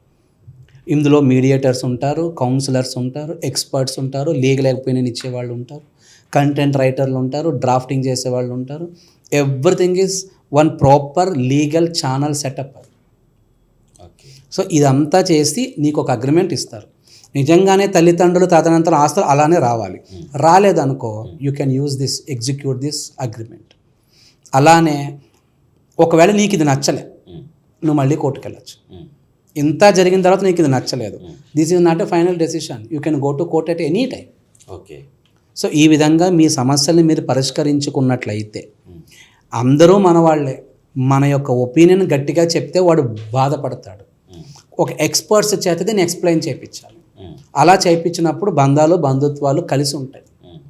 ఒక 10%, 5% అటు ఇటు అయినంత మాత్రాన అన్నదమ్ముల బంధాలు విడిపోవాలా, తల్లిదండ్రులు బాధపడుతూ ఉండాలా? అందుకని ఎక్స్పర్ట్స్ ఉంటారు అక్కడ. సో కొట్టుకోవాల్సిన అవసరం అయితే అస్సలు లేదు. మీరు అనుకుంటారు తమ్ముడే అంతా పెడుతున్నాడు, అన్నేం పట్టించుకోవట్లేదు, వాడికి పెళ్ళే 10 ఏళ్ళు ఎప్పుడు వెళ్ళిపోయి ఏం పట్టించుకోవట్లేదు, ఇప్పుడు వచ్చి ఆస్తులు కావాలంటున్నాడు అని. నీ తండ్రి ఏమంటున్నాడో చూడు. నీ తండ్రికి నీ పెళ్ళికి ముందే నీ తండ్రికి ఎంతో సాయం చేశాడు, వెళ్ళిపోయినోడే కానీ అక్కడి నుంచి ఇక్కడ వరకు అన్ని సహాయం చేస్తూ వచ్చాడు. దాంతోనే నీ తండ్రి నిన్ను చదివించాడు. ఇప్పుడు నీకు మంచి ఉద్యోగం వచ్చింది, నువ్వు వెళ్ళిపోయినోడి గురించి మాట్లాడుతున్నావు కానీ 10-15 ఏళ్ళు వాడు చేసిన సాయం మాట్లాడవా? నువ్వే చూసుకున్నానని చెప్తున్నావు కానీ వాడి సహాయం లేకుండా నువ్వు చూసుకోగలవా? నీకంత ఫైనాన్షియల్ కెపాసిటీ లేదుగా. అర్థం చేసుకో సమాజాన్ని, కుటుంబాన్ని అని చెప్పి కౌన్సిలర్స్ మాట్లాడుతూ ఉంటారు. దీనివల్ల మనస్పర్ధలు రావు. ఆ తల్లిదండ్రులు ఇద్దరు హ్యాపీగా ఉంటారు, అన్నదమ్ముల బంధాలు కలిసే ఉంటాయి. వాళ్ళ యొక్క భార్యలు కూడా ఇన్వాల్వ్ కారు ఇందులో. ఆస్తి తండ్రిది, భాగస్వాములు కొడుకులు ఇద్దరు, వాళ్ళ భార్య ఇన్వాల్వ్ కారు. ఒకవేళ అయినా వాళ్ళకు కూడా ఇదే కౌన్సిలింగ్ చెప్తూ ఉంటారు. ఓకే. రేపు నీకు 2 కొడుకులు ఉన్నారుగా, వాళ్ళకి ఇదే సమస్య వస్తుంది, మరి అప్పుడు ఏం చేస్తావా? ఉమ్. సో ఇలాగ ఎక్స్పర్ట్స్ వాళ్ళకి అర్థమయ్యేలాగా అన్నీ ఎక్స్ప్లెయిన్ చేసి ఒక అగ్రిమెంట్ రాసి ఇస్తారు. ఓకే. అది ఇప్పుడు పేరెంట్స్ కూడా కొంతమంది పిల్లలకు వాళ్ళ ఆస్తిని రిజిస్ట్రేషన్ చేస్తారు, అయిపోతుంది సార్. తర్వాత ఏమైందంటే వాళ్ళు ముసలి వాళ్ళు అయిపోయిన తర్వాత చేతగాని టైంలో వాళ్ళని చూసుకోవాలంటే వీళ్ళకి బద్ధకం కావచ్చు, సమ్ ఏదో ఒక ఇష్యూ వల్ల చూడలేకపోతారు. అనాథాశ్రమంలో కూడా అడ్మిట్ చేసిన రోజులు ఎన్నో ఉన్నాయి, ఇప్పుడు కూడా చూస్తూనే ఉన్నాం.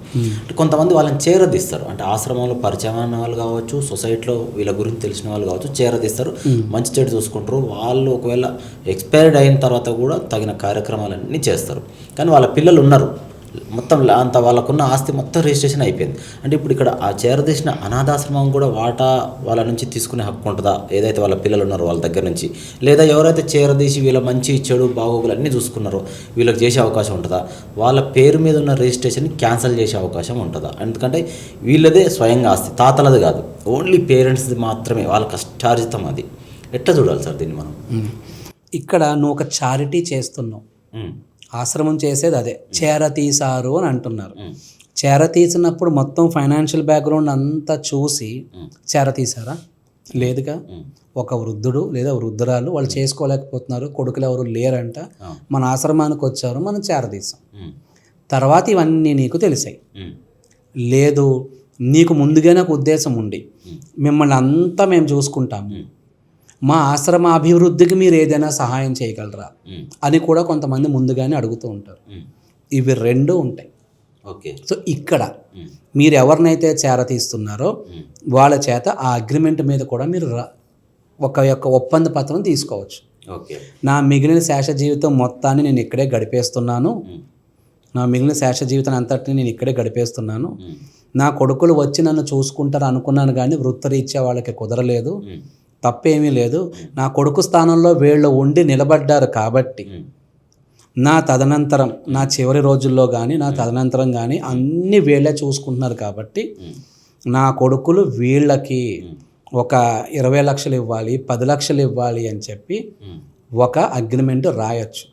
రాస్తూ ఇవ్వని పక్షంలో నేను నా కొడుకులకి గిఫ్ట్గా ఇచ్చినటువంటి ఎటువంటి రిజిస్ట్రేషన్ అయినా సరే క్యాన్సిల్ చేసి వీళ్ళకి ఆ డబ్బులు ఇప్పించవలసిందిగా కోరుతున్నాను అని చెప్పి ఒక న్యాయవాది సమక్షంలో కూర్చుని ఆ అగ్రిమెంట్ కూడా రాయొచ్చు.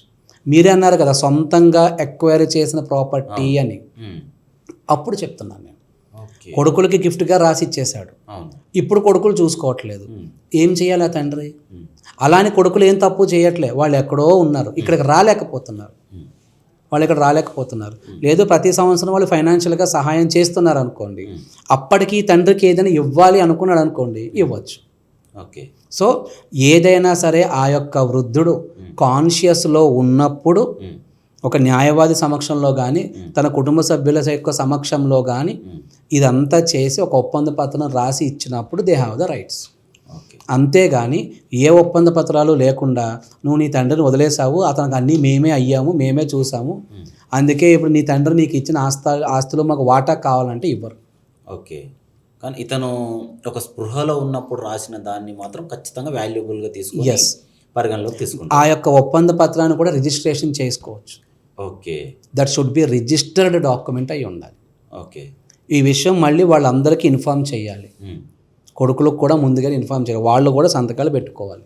ఓకే. నా తల్లిదండ్రులు మొత్తం నువ్వే చూసుకుంటున్నావు కాబట్టి వాళ్ళ ఆఖరి రోజుల్లో వాళ్ళ తదనంతరం నేను నీకు ఇంత ఇస్తాం, లేదు ఇప్పుడే మేము ఇంత అమౌంట్ ఇచ్చేస్తాము దాంతో నువ్వు వాళ్ళని చూసుకో, ఇప్పుడు నేను ఒక 10 lakhs ఇచ్చేస్తున్నా, బ్యాంకులో వేస్తున్నా, ప్రతి నెల వడ్డీ వస్తుంది, దాంతో వాళ్ళని బాగా చూడు, వాళ్ళ తదనంతరం వాళ్ళు అన్నీ బాగున్నారు అనుకో, వాళ్ళ కార్యక్రమాలు అన్నీ నువ్వు చెయ్యి, రిమైనింగ్ ఒక 5 లక్షలు 7 లక్షలు మిగులుతాయి, అవి నువ్వే నీ యొక్క ఆశ్రమాభివృద్ధికి ఉంచుకో, ఇంకో 10 మంది వృద్ధుల్ని చేరతీసి నువ్వు వాళ్ళకి మంచి లైఫ్ ఇవ్వు. ఇలా కూడా చేయొచ్చు. కానీ documentary is most important.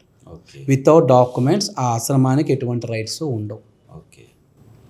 Parents పిల్లలకు పెళ్లి చేస్తారు, సడన్గా సడన్గా తన కొడుకు చనిపోతాడు, కోడలు ఉంటుంది.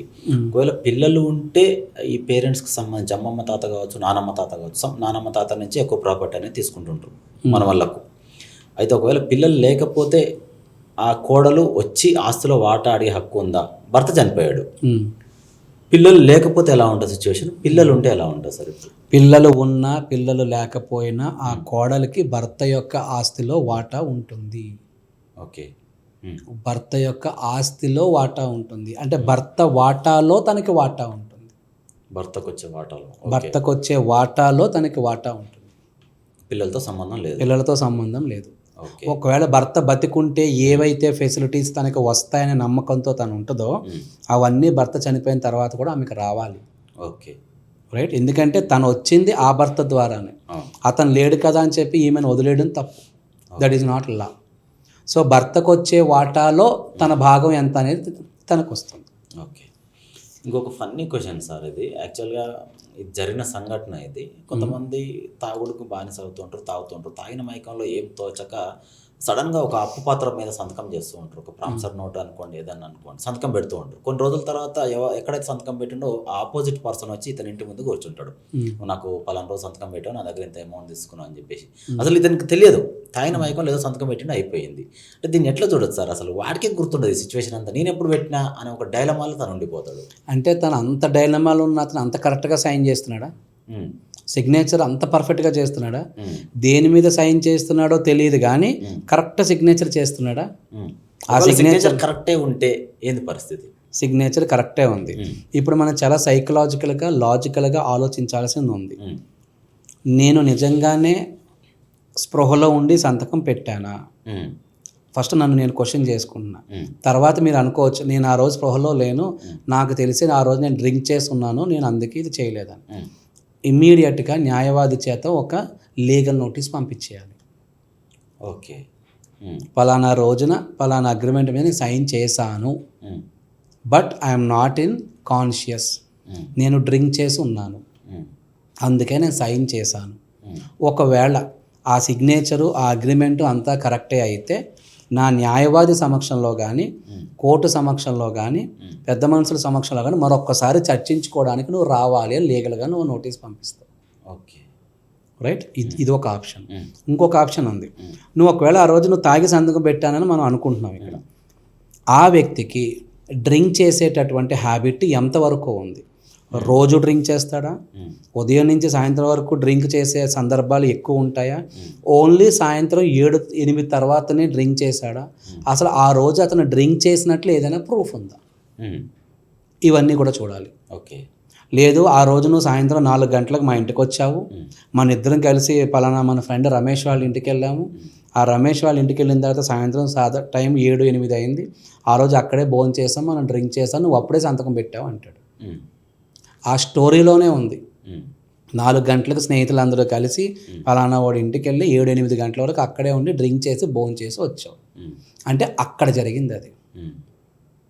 ఆ సందర్భం అంటే నేను డ్రింక్ చేశాను, ఆ రోజు డ్రింక్ చేసిన సందర్భం నువ్వే చెప్తున్నావు స్టోరీలో. అవును. ఇలాగా ఒకవేళ ఆ రోజు సైన్ చేసినప్పుడు నువ్వు నేనే ఉన్నామా? ఇప్పుడు ప్రామిస్ నోట్ మీద నువ్వు సైన్ చేసుకున్నావు, మరి సాక్షులేరి? సాక్షులు సంతకాలు పెట్టాలి కదా. అవును. రైట్. సరే, డబ్బులు నేను తీసుకుంటున్నట్టు నువ్వు నాకు ఇచ్చినట్టు ప్రూఫ్ ఉందా? పోనీ ప్రామిసరీ నోట్ మీద అంటే ఏంటి? అమౌంట్ నేను నీకు ఇచ్చాను, నువ్వు నాకు సైన్ చేసి, నువ్వు ఒక 2 లక్షల రూపాయలు రాసావు అనుకుందాం, నీకు ఆ 2 లక్షలు ఎక్కడి నుంచి వచ్చాయి ఆ రోజు? ఓకే. నేను సంతకం పెట్టానా లేదా అని పక్కనెట్టండి, నీకు 2 లక్షలు ఎక్కడి నుంచి వచ్చాయి? నేను నిన్ను ఎందుకు అడిగాను? ఇంత డెప్త్కి వెళ్ళాల్సి ఉంటుంది. వెళ్ళాలి, వెళుతాము. ఓకే. నీకు ఏ సందర్భంలో నేను 2 లక్షలు అడిగాను చెప్పు. నా బిడ్డ పెళ్ళి ఉందని అడిగానా, లేదంటే నేను ఏమైనా ఎడ్యుకేషన్ గురించి అడిగానా, పోనీ నాకేమైనా అప్పులు ఉన్నాయని అడిగానా? నేనే వెల్ సెటిల్డ్ ఫైనాన్షియల్గా, నా దగ్గర బాగా డబ్బులు ఉంటాయని చెప్పి నువ్వు ఆ రోజు తాగిన మైకలో సంతకం పెట్టించుకున్నావేమో నేను అనుకుంటున్నా. నీ దగ్గర 2 లక్షలు అప్పు ఇవ్వడానికి నీకు ఆ కెపాసిటీ ఉందా? అసలు నీకు 2 లక్షలు అప్పు ఇచ్చే కెపాసిటీ నీకు ఉండాలి, తీసుకునేటటువంటి నీడ్ నాకు ఉండాలి. ఇవి 2 లేకుండా ప్రామిసరీ నోట్ మీద నువ్వు సంతకం పెట్టావు చూడు అని చెప్పి అంటే ఎలా? అది ప్రామిసరీ నోటు, వైట్ నోట్, ఒక వైట్ పేపర్. అసలు వైట్ పేపర్ మీద ఇటువంటివే చెల్లవు, అవి అటువంటి రాతలు. అమౌంట్ల గురించి మీరు ఏదైనా రాస్తే కనుక ఖచ్చితంగా నాన్ జ్యుడిషియరీ పేపర్స్ మీద రాసుకోవడం చాలా మంచిది. 20 rupees, 50 rupees, 100 rupees bond paper మీద. అటువంటి వాటి మీద సంతకాలు ఉంటే we can consider it. That to with in the 3 years. 3 ఏళ్ళు దాటితే వాటికి వాల్యూ ఉండదు. ఓకే. అది 3 ఏళ్ల వరకునే వాల్యూస్. సో ఈ లోపలనే మనం ఏదైనా సరే లావాదేవీలు ఉంటే తీసేసుకోవాలి, చూసుకోవాలి, లేదు కోర్టులో కేసు వేసేసుకోవాలి. ఓకే. అంతేగాని తాగిన మైకంలో ఒక వ్యక్తి సంతకం పెట్టేసినంత మాత్రం డబ్బులు ఇచ్చేయాలి అనేది ఎక్కడా లేదు. ఓకే. ఫస్ట్ అతను నిజంగానే తాగి సంతకం పెట్టాడా లేదని మన సెల్ఫ్ క్వశ్చన్ వేసుకుని టెస్ట్ చేసుకోవాలి. ఓకే. సో ఈజీగా ఇటువంటి కేసులు మీరు అన్నది ఫన్నీనే, బట్ మాకు అది ఫన్నీ కాదు. It's one challenging game. నా క్లయింట్ నిజంగానే తాగి సంతకం పెట్టి ఉండొచ్చు, అతనికి డబ్బులు అవసరమై ఉండొచ్చు, ఆ విషయం స్నేహితుడికి చెప్పి ఉండొచ్చు, రైట్? కానీ వాడికి డబ్బులు ఇచ్చాడా ఆ స్నేహితుడు 2 లక్షలు, ఊరికి సంతకం పెట్టిచ్చేసుకున్నాడా? ఇది కూడా మేము క్వశ్చన్ చేస్తాం. ఓకే. 2 లక్షలు ఇస్తే నువ్వు ఆ రోజు నీ దగ్గర 2 లక్షలు ఉండాలి. నువ్వు ఆ రోజు ఇంటికి వచ్చావు, 2 లక్షల రూపాయలు ఇంటికి తేవాలిగా మరి. నువ్వు తాగేసి ఉన్నావు అని అనుకుందాం, నేను ఇంటి దగ్గర ఎవరు డ్రాప్ చేశాడు? ఆల్రెడీ నువ్వు ఫుల్గా తాగి ఉన్నావు అనేది కాన్సెప్ట్ అక్కడ. సంతకం పెట్టలేనంత తాగి ఉన్నవాడివి డ్రైవింగ్ ఎలా చేసావు? నిన్ను ఎవడో డ్రాప్ చేశాడు, అయితే వాడు 2 లక్షల రూపాయలు దొబ్బేశాడా? ఓకే.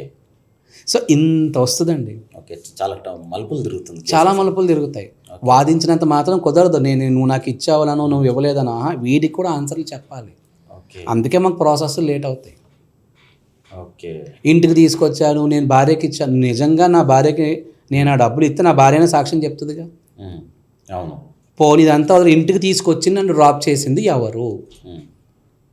నేను ఆ రోజు డ్రింక్ చేసి ఉన్నాను కదా. ఇవన్నీ వస్తాయండి అందులోకి. ఓకే. డైరెక్ట్ ఏదో తన సంతకం పెట్టించుకున్నా వచ్చి ఇంటి మీద కూర్చొని వసూలు చేస్తా అంటే మాత్రం లేదు, ఛాన్స్ లేదు. చాలా. Okay sir. ఓకే సార్, ఫైనల్గా కొత్త తరం న్యాయవాదులకు మీరు ఏం సలహా ఇస్తారు సార్? సార్, కొత్త తరం యువ న్యాయవాదులకి నేను ఇచ్చే సలహా ఒక్కటే అండి. ఈ న్యాయవాద వృత్తిలోకి రాకముందు, వచ్చిన తర్వాత నీలో వచ్చే మార్పుని ప్రతి 45 డేస్కి ఒకసారి చెక్ చేసుకోమని చెప్తాను నేను. ఓకే. ప్రతి 45 రోజులకు ఒకసారి న్యాయవాద వృత్తిని నువ్వు చేపట్టినప్పటి నుంచి నీ యొక్క హ్యాబిట్స్ మారిపోతూ ఉంటాయి, నీ ఆలోచన విధానం మారిపోతుంది, సమాజం పట్ల నీకున్న ఉద్దేశంలో కొన్ని మార్పులు వస్తూ ఉంటాయి, కుటుంబ వ్యవహారాలలో నువ్వు వ్యవహరించే తీరులో మార్పులు వస్తూ ఉంటాయి, నీ భార్య పిల్లల యొక్క సంరక్షణలో నీలో కొన్ని మార్పులు వస్తూ ఉంటాయి. వీటిని అన్నిటిని అబ్జర్వ్ చేసుకోమని నేను మీ వ్యూహం మీడియా ద్వారా ప్రేక్షకులందరికీ చెప్తున్నాను. అంటే యువ న్యాయవాది 45 డేస్ అనేది ఎందుకంటానంటే, ఒక కొత్త హ్యాబిట్ రావాలంటే 21 డేస్, దాన్ని ఇంప్లిమెంట్ చేసుకుని రిజల్ట్ చూడడానికి 45 డేస్ టైం పడుతుంది. Thank you sir. Thank you so much for giving this wonderful opportunity.